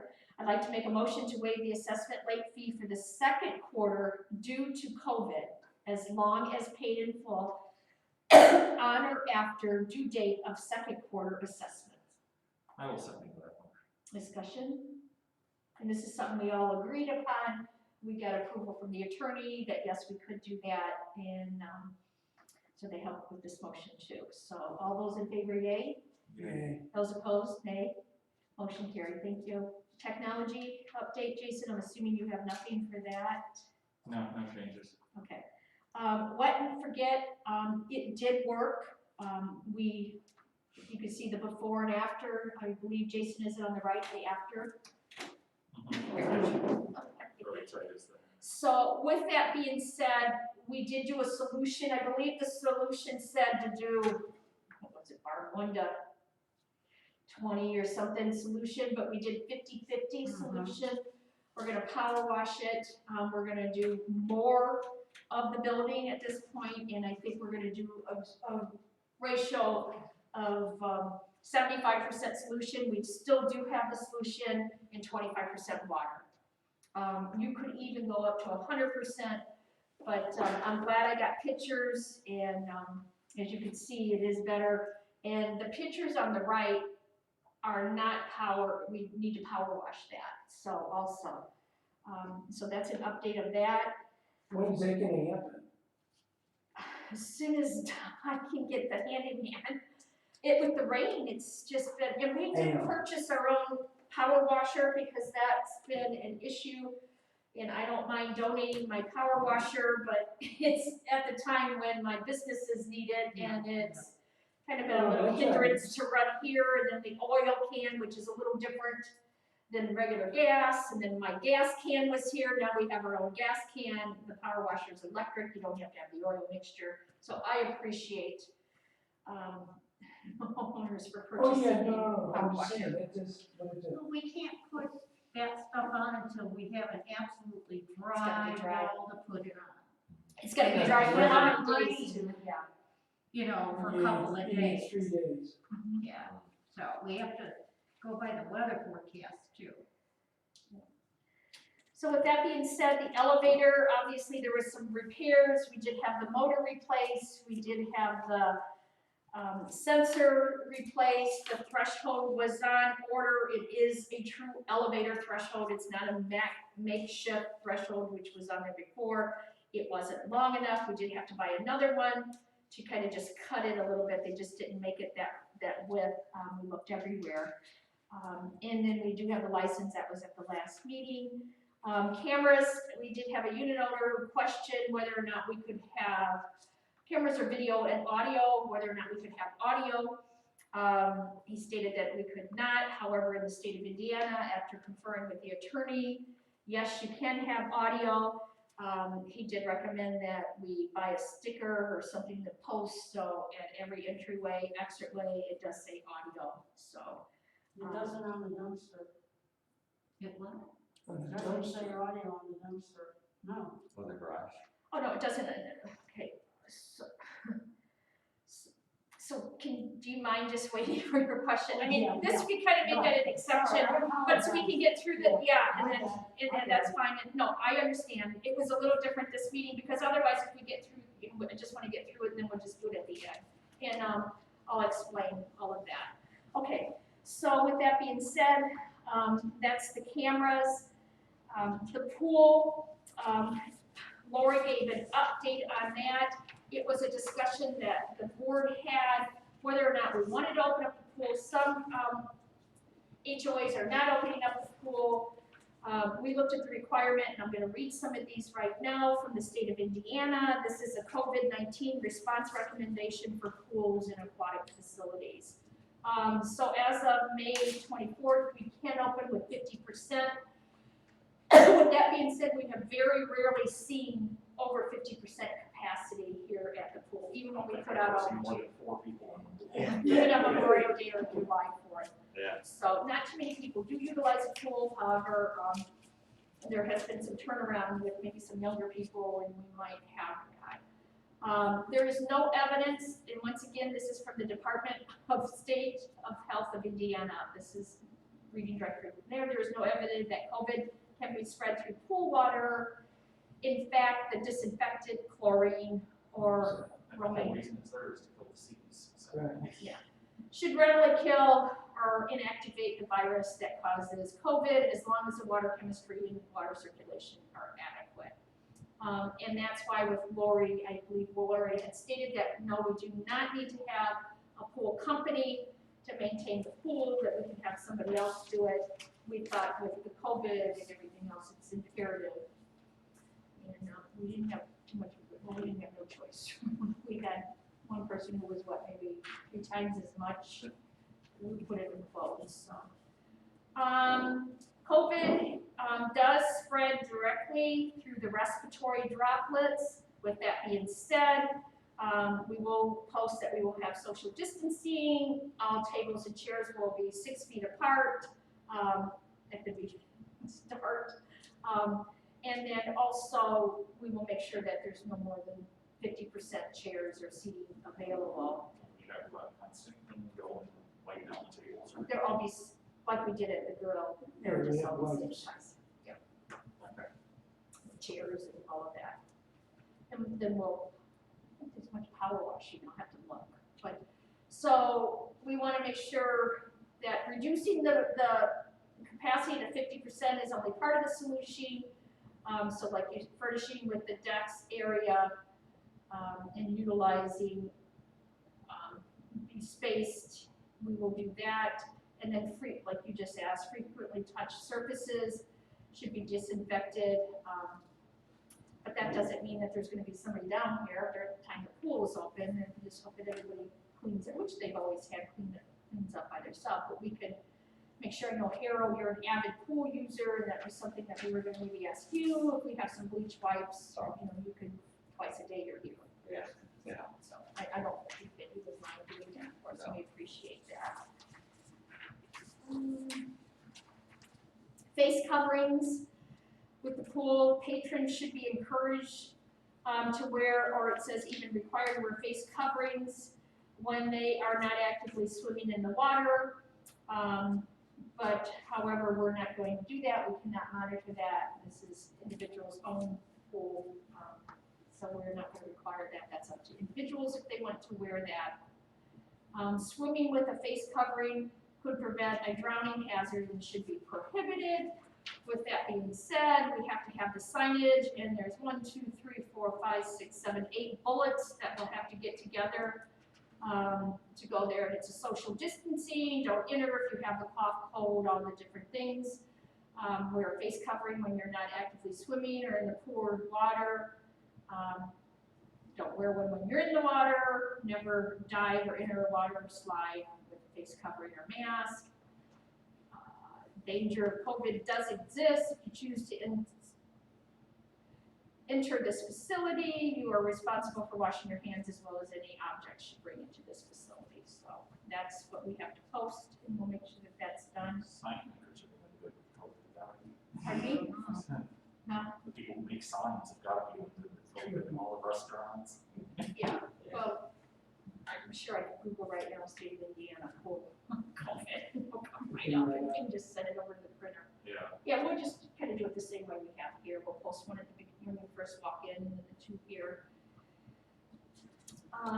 The lights, Watson Handyman did remove all of the post lights that the board thought were irrelevant. And buried the wires. And we did put in the one solar pole, we talked about that. There are new lights, as you can see, in the south entryway, and lights will be purchased for the north entryway. That's the old lights versus the new lights. The east and west entry lights were replaced by the handyman from Watson again with the LED motion detector lights, so they no longer stand 24/7, which they always did. And it really brightens up the entrances and the exits there also. Floor and painting, we were kind of behind that a little bit with the flooring because of the COVID. We didn't want to bring in any outside vendor. They did come in today, and on the south side of the building, the floor is in, the baseboard is in, it is all painted, it is all caulked. There's thresholds that need to be put in that are new, and the door itself will need to be cut, and I told them, please do not cut the door in the garage where the alarm system will go off. So they are going to cut, the person with the floor is going to cut the door, and then we also did buy a floor suite too, which is helpful for drafts or, whatever, just to keep debris away. So that's going to happen tomorrow. They will be coming in early in the morning, and they will be, the first thing that will happen is we did get a door guy who works for the Glazers Union for the commercial door that's up front in the foyer. That also needs to be cut so that we do not have to take out the tile floor. He is going to come and cut that tomorrow, and then the floor guy is going to level that ground or level the floor, and then that floor will have to be closed off for a period of time until it dries. So that's going to happen. And then they'll move on to the north side of the building with the flooring, and then that door also will have to be cut. So it does look nice if you take a look at that. Let's see. Wall guards were also purchased in place to prevent dings to the newly painted corners of the walls. The ceilings were caulked, plastered, and handyman painted them. The stairs on the south side are painted. He still has to continue on with the stairs on the north side, and that's something that will probably just get kicked into the fall, so when he's inside. Windows is something that this board wanted to bring up. As Jason had stated, we do have money because of the fact that we did save $39,273.25 with redoing vendor contracts, and that was a long process. And then as Jason stated, we did save some money from Mother Nature on the snow removal. We do have money, we do have to spend the money. We cannot put it in the reserve, and if Jason, if you want to explain why again. We are capped at a maximum of 10% of our annual budget for the reserves, which is what we are putting in our annual budget. Why is that? It's in the bylaws. Okay. Presumably, the people who corrected the bylaws wanted to make sure that the board is not just constantly saving and is repairing the building on a regular basis. But since I was formed when they wrote them, I guess I don't really know what they were thinking. Just don't do this.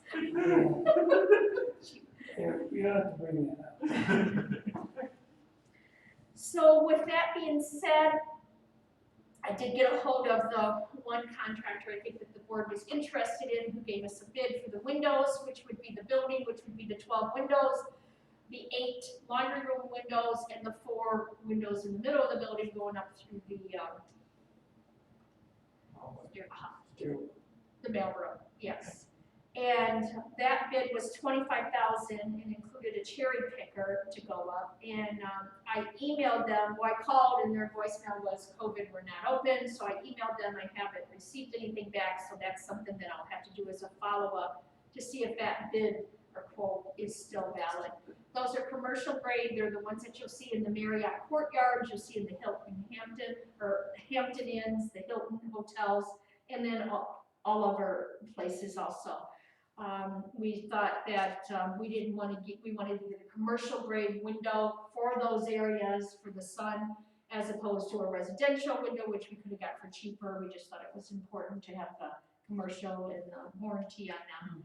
So that is something, I know, Jason, you're gonna kind of put a pencil to the numbers and let us know, if we still do have the 25,000, we would like to then, in the July meeting, have a special meeting to get approval so that we can put new windows in.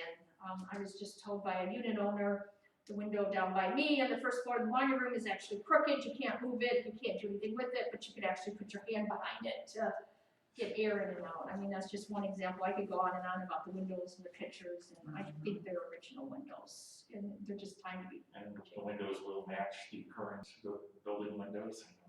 Yes. Okay. Just wanted to make sure of that. Yes, they will. So it was nice that we're able to do things for the building, and also get a capital projects such as windows also done. The garage door motor was replaced. The timing of the garage door has drastically decreased with the garage door. You no longer have to wait. Most people didn't wait anyway.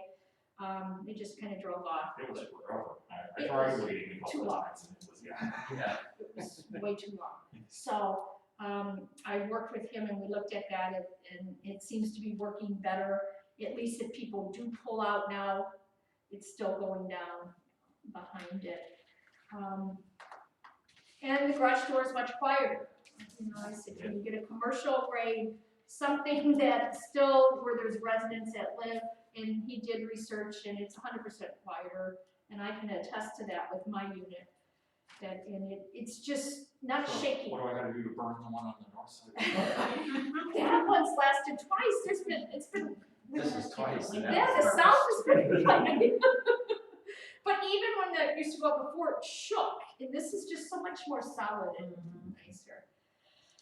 Bylaws is something else that we have requested the attorney to look at. We had found that there's a red line version of bylaws from 2015 with a cover letter that went out to all unit owners requesting that they would approve the bylaws at the annual meeting of September 2015. Unfortunately, there was a committee that was put together, and I believe there was a couple of attorneys on it and other individuals, and it looks like they really did a lot of work. I haven't read through them all, but spent some time on them. And for whatever reason, those did not even come up as an agenda item on the 2015 annual meeting, and you kind of get different stories, why they weren't approved, where were the hot spots, what was the issues, and it's unfortunate because our bylaws definitely need to be updated, and this is something, they are not in compliance with state and federal law. However, state and federal law trump our bylaws. But we have had some issues with people possibly getting loans that maybe could hinder the board unless we did something gratifying real quick. We don't want that. They're just dated, so you have to approve a renter. Why would the board have to approve a renter? That's not the board's responsibility by any And it means. opens us up for lawsuits. It opens us up for lawsuits. Why do I care who's renting here? I mean, it's the management company and whoever the renter is to fulfill those bylaws. So they're just really outdated. So we are having the attorney look at those. They do have the copy of the 2015. And then we would also like to, if we have the windows with the special meeting in June, to also have approval for the bylaws, and obviously they would get out in enough time to do that. The clubhouse heat has been turned off and the heat tape has been unplugged. Once again, constant clean, and the handyman is using sterilizing solution for all hard surfaces, and putting a little bit more work into cleaning things than what we have done in the past with COVID. The grills were cleaned along with the picnic tables, and cement was power washed, and the umbrellas are up, so enjoy the grills. The downspouts, we had noticed there wasn't one that just wasn't cracked or broken. We did have, I think it was 12 in one of the rooms, which, or it might have been an open box, not 12, because I think we had to buy another 6 or 8. So all the drain spouts are purchased and new and working now, and then the handyman had to actually undig the cement thing and match it with the drain spout. If you couldn't move the drain spout, you didn't want to ruin it with the gutter system that went up, so he did do that. We did purchase some seal coat at Costco. Dom, our handyman, used to be a laborer in the laborers union, and he did all road work. So he has done this before. So we purchased it for the service drive. We do have some patch, blacktop patch that's still left over. We will utilize that, and then he will put that on. And then we were also looking at doing the entrance and the exit to the garage, depending on how far we can get without the pothole, the big potholes. But the parking lot is a different issue, and I think we're maybe looking at getting some bids for that next year to look at that. He can patch that again with the thing that we have, so we could do that.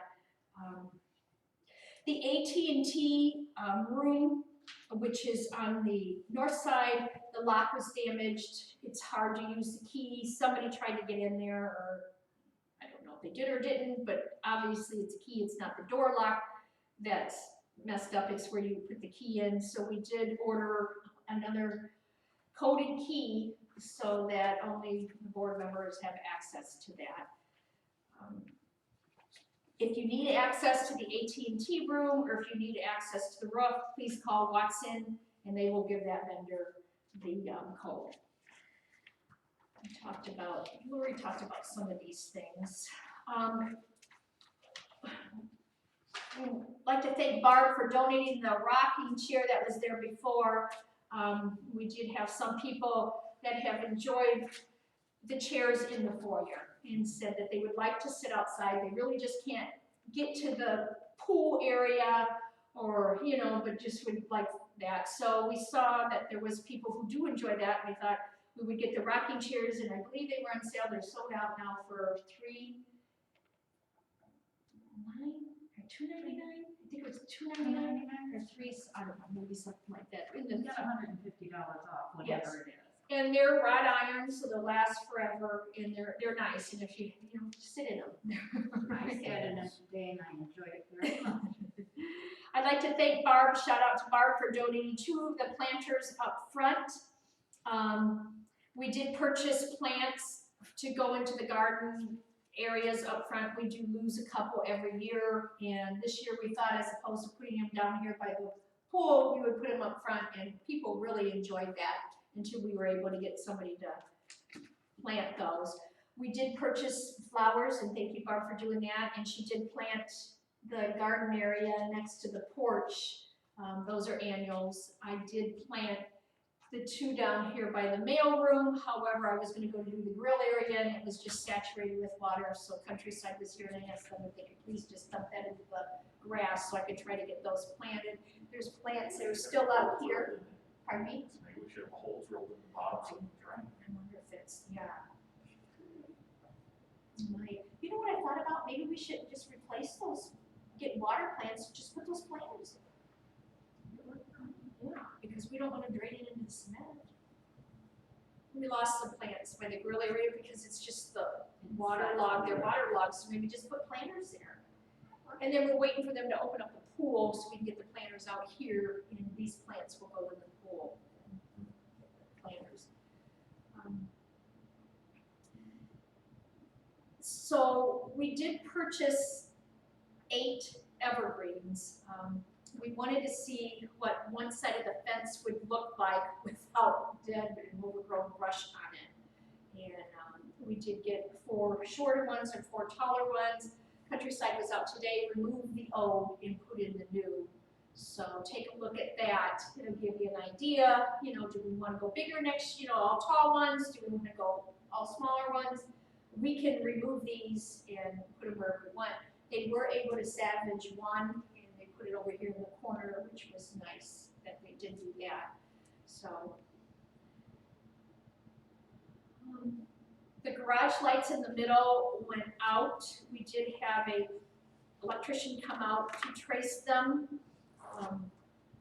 The problem is that the exit light by the garage dumpster is on electric.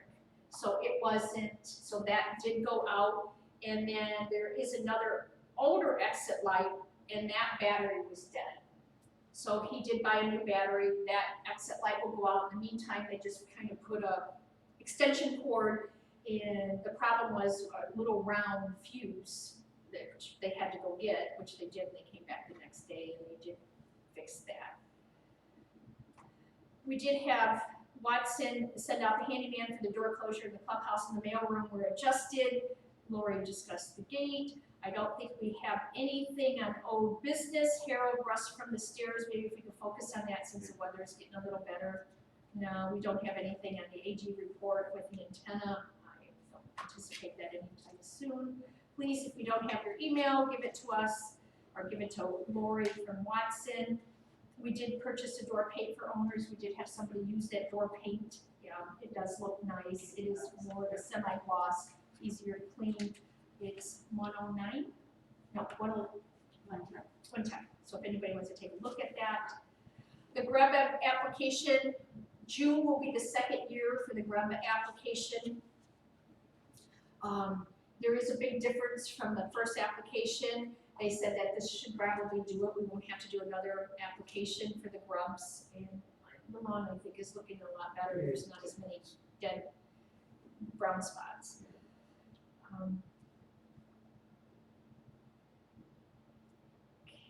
Carts, we did put bumpers on the carts to try to keep the walls looking nice in the elevator. And also, we did get a new cart for bigger items, and we've seen people use that a lot more than it's the pull cart.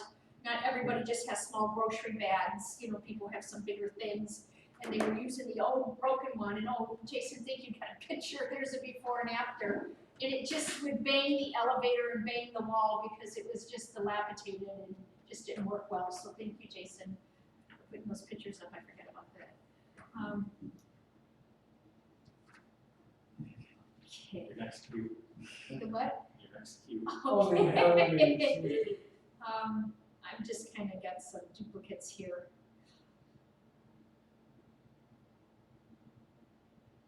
Okay, so there was an anonymous note that was put up. I think we've had 3 or 4 of them. We said if you put your name on it, we don't care what it says, we'll leave it up. We did take them down. They started putting anonymous notes in the elevator because they figured they're not seen on camera. One of the anonymous notes was that the ceiling plastic fixtures are called something right now. The ceiling were filthy and there was mold. Took them down, they weren't that dirty at all. There's before and after pictures. They more dust than anything. One is broken. We probably should put that on the list for the Lori's handyman to fix that, because those are hard to collect. There is not mold. There was nothing on the plastic piece itself. What it was is a wire that was hanging from the ceiling of the elevator, and it was capped off with electrical tape. So it was a black electrical tape. We had Bill, Barb's husband, thank you, Bill, go up there and push it up somewhere in the ceiling. It might drop There was back also down. a piece of dust on there. After I note, I looked on top of it, and it was a chunk of dust, and it fell out of the fan from the. Probably, yeah, and we can't clean the fan, it's just too up there. So that's been done, thank you for that. Please let us know if you want the pad and the flooring in to protect the surfaces. We did purchase, rain. We did purchase 2 sandbags to put down. I did buy on my own rain app that gives me alerts or lets me know the day, how much it's gonna rain, how many inches, and what time. I wanna thank Harold and the handyman for helping put out the sandbags. It has saved us from the flooding in the mailroom to protect the floor. However, this last flood, it did work, but the rain actually went above the sandbags. It is amazing, above the sandbags. So today I had to get some stuff at Menards for the floor guy. I asked him, I said, hey, listen, the sandbags we have just didn't work, and he took me out. We got these, they're 70 pound though. I don't know who's gonna be able, but they're. I'm not even probably. Don't worry, I'll get it. All right, okay, all right. But they're heavy, heavy duty plastic where you can't hardly pierce it. And there's two 70 pounds, and so we do have them if we ever do get a rain like that, and they were cheap. They were less than $5 each, so which is nice to have if we do have something like that. To have. Just leave it down. But the sandbags do work. Yeah, they do. We do have the kick plates for the doors. The guys, the floor guys will put those on. So when you come into the garage, they're black kick plates. So that will be done.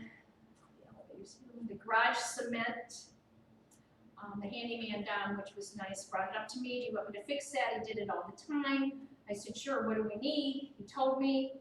He went to go fix it. He was down there and he's seen a unit owner and she says, oh, you're fixing this? And he said, yes. And he said, do you want to leave? And she says, no, how long will it take? And he says, it takes about 40 minutes to dry. He called me. He says, Cheryl, you want to come down and look at it? He had just did it. The unit owner came back down and wanted to drive out. Well, there is no way for that car to drive out without going over the cement. I said, please stop. Have him at least help direct you. This is still wet. You had told him that you had no place to go and no hurry. There was no conversation with that. She proceeded to, she did listen to him and he did try to help her. It just didn't work. She ran it over. She came right back around almost immediately and ran it over again, did not park, and then came back again and parked 3 times. So I can't figure it out. It's called medication. So shout outs, if you want communication, it's okay. I think it's sturdy or whatever you want to call it, secure, but it does have tire marks. If you want communication via email, please provide us with your emails. We're only board members when we have meetings and we have a quorum. Otherwise, please respect us. We're owners just like you.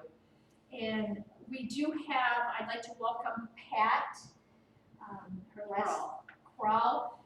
She is willing to help Barb with the welcoming committee or anything like that, new owners, so. Yeah, we haven't been able to do anything because of COVID. So she came on board just before COVID was announced. She's gonna help Barb with the social Yeah, gathering. now it's, now we'll get back to it. So I know there's nobody's gonna come up and offer to do gardening, but I'll ask again, it would be nice if they would help. So with that being said, under other, I do have one thing as a board member, under other, I do have an electric car. I have never plugged in my car. For some reason, I don't know what happened. I lost my adapter to go to someplace to charge my car. I have ordered it. You can only get it from Tesla. And my car is plugged in at this point. I didn't even have enough to make it to my home mileage. So with that being said, I'm plugged in. oh, with that being Battery chargers up there. with that being said, I know that there's been a board member who got a complaint from another unit owner with the electric car being plugged in. There also is a car that is constantly 24/7, 365 plugged into the outlet above the garage space. The board had did some research on kilowatts in what it costs to run electricity. I plug my car in, it tells me exactly how much kilowatts is being used. Jason has said that he would be willing to do the conversions of, what's this little handy duty website called here, I can't remember, it's been a while. how the heck is a kilowatt hour and how does it work and how do you charge? So it's a calculation, and then I know that we would have to take what NIPSCO charges us per kilowatt per hour, but they said to look at it during the winter, which might be a little bit more in the summer, and then merge those two. So I know, Barb, you were gonna get our NIPSCO bills online, so we can look at a trend, and it'll specifically say, you know, the kilowatts, and get that information to Jason, and then hopefully by the next meeting, I think there's just gonna be more and more electric cars that are gonna be coming in. I am willing to And so pay a why- fee. Why do So we, the short version is we're going to increase the assessments In on. 5 years, it's gonna be- building power for the. you know, that everything's gonna be electric. Yeah, everything, so, you know, we'll pay a fee, those of us who want to use it more than just plugging in something here or there, a fee, and then you guys, I would have to abstain because I have an electric car. So, thank you, Jason, for taking that on, I appreciate that. Does any other board member have anything under other? On this thing? Did we take those, things down? The Yeah, the drapes? police recommended that. See, Yes, that's 100% that, better. so when they come Yeah. through, they can see See-through. through, that they said that 100%. this should be visible. Yeah, yeah, we took those down last fall, Where in the fall, Really? Yeah. when somebody, Keep an eye on it, but I just noticed it. yes, yeah, I think we had a person who had a party and they thought somebody might have been staying here or even here when they shouldn't have been. That's why we changed the code on the door too. So not every unit owner has it. Oh, we're giving out the new code. It'd be back to the pool once a pool. Okay. Yeah, and we'll post it with the Okay. pool rules, yeah. We're gonna go back to the same one we had last summer. Yeah, it's easier to do. Okay, then do you have anything else? No board member has anything? Carol, do you have anything under other? Yeah, I What was the- I got one that my car would come out. Can I address the one issue that you said that there's nothing by the garbage camera? Well, that wasn't part of what I wanted to talk, that's on you. I just got warned that my car would be discussed. You got what? I'm sorry, I'm hard to hear. It is plugged in, but it's not being charged. In order to charge my car, I have to open my hood. This is what it looks like when I open my hood. So even though it's plugged in, I'm not charging anything. Well, Okay? why do you have it plugged in? That's, Split in the car, yeah. Why? that's same as a motorcycle, that's a trickle charger or whatever, so the battery stays charged all the time. But if it's not But being it's not a charged, battery, it's not a battery charger. No. No, They- thank They you. call it a trickle charger. so what does it mean? Trickle charge. So if you, like most you let your motorcycle sit all winter, you don't use it, the battery will go dead on you, that keeps the battery from going dead. It's not charging the battery, it's a trickle, so it's just enough so the battery don't go dead.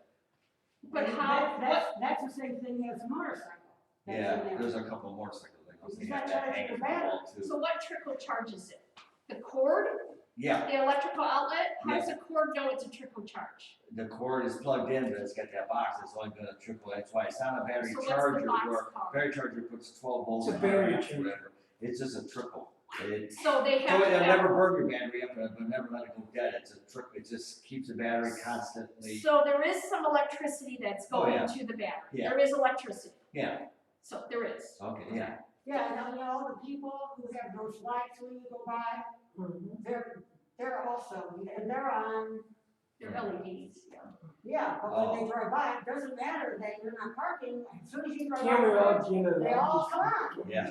So what I would suggest, if you have something that is trickle charge, whatever that box is called, and I know exactly what you're talking about because we have a Corvette in our garage and it's the exact same concept, you know, during the, when we don't drive it. Yeah. Then you need to show how much that cost you and the other homeowners, and I think there should be a charge attributed to It's that. gonna be really hard to, for the average person who's driving through the garage and paying attention to these things, which is not me, No, to differentiate that. No, not They just see you. a cord. I would say if you want an exception to whatever we're gonna have, the rule, then you have to prove, the burden of proof is on the homeowner. Jason, that's why I brought, if I got a battery charger, my hood opens from the windshield up. So if I put my car on Right. a battery charger. Still uses No, electricity. I just wasn't the one complaining, a complaint was brought to me, which incidentally Well, I'm shouldn't have happened, complaining it should have about all gone the to lights that come on. but, yeah.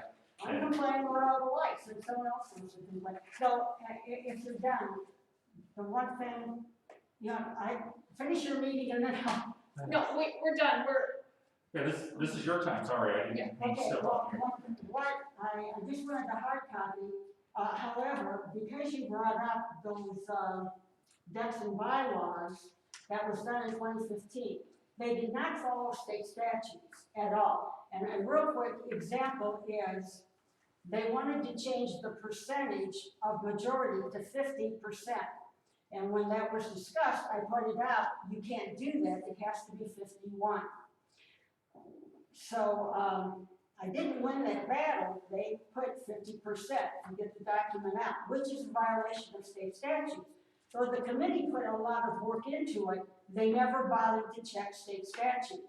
And they should have, because they did not need to do any red lines. It cost them over $1,000 to print that document because they had red.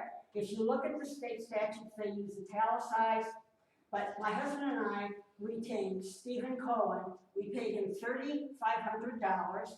We gave them he had like 20 pages. This was good, this wasn't good. And Steve was contacted by the state of Indiana to review state statutes, which is why we retained him. And we gave the committee, free of charge, what he said. That's why it was never voted on. why wasn't it voted on again? If you Well, gave her what- it didn't vote, some of the things were violation of state statutes. So they needed to go back and revise it, and that never happened. But they had the document, Steve like did 20 pages, and I gave it to them. Because we need to revise them. Well, they never went back and revised that document. So that's what happened. Will you give us Steve Cohen's? If I can find them, I'd be happy to. We'd like to have that. But obviously, you heard what I said, our state and federal laws trump our bylaws, if they do have state and federal laws. And majority of our bylaws are already trumped, the important ones. So that is something that will be looked at Yeah, I mean, first. Steve Cohen, I assume Steve is still practicing. He's over here by Sand Oak, one of the buildings over there. If I can find him now, I gave him to the committee free of charge. But they did not follow state statute. And, I typed up a letter and I hope that they would revise them. We needed them not to do it in red. Please, do not use color. When you print a colored copy, I haven't done it in a while, but a black and white, if you want to mass produce it, it's a lot cheaper. So I cannot imagine what they spent reproducing 56 copies for all of us with the red. But if you look at the state statutes, they do it with italicized, lining, crossing it out. Okay, but I just wanted the hard copy, and you had indicated you would vote on it. But since you brought up about that, I Yeah. wanted to mention. We Okay. appreciate that. Thank you. So with that being said, we can email a red line version. And then we have very, very few individuals that we don't have an email for that we could hand deliver, and then those who don't live here or we don't have their email, which I believe is one. So we have a means of getting it out with not a huge cost. But they do need to be done. They need to be done for this board. They need to be done for future boards. They're antiquated, they're old, they don't even look well whenever you're closing. It says something about the HOA, even when you get those documents from the management company or the title company, so. When I retained Steve, I really didn't know that the state had contacted him to review the changes being made to the state statute. So, but I will look for those and get a copy, and it'd be great. Yeah, we appreciate it. Yeah. And I can get a hard copy? Oh, of this? Yeah. Yeah. Is that it? Are we done? This meeting's Yeah. adjourned.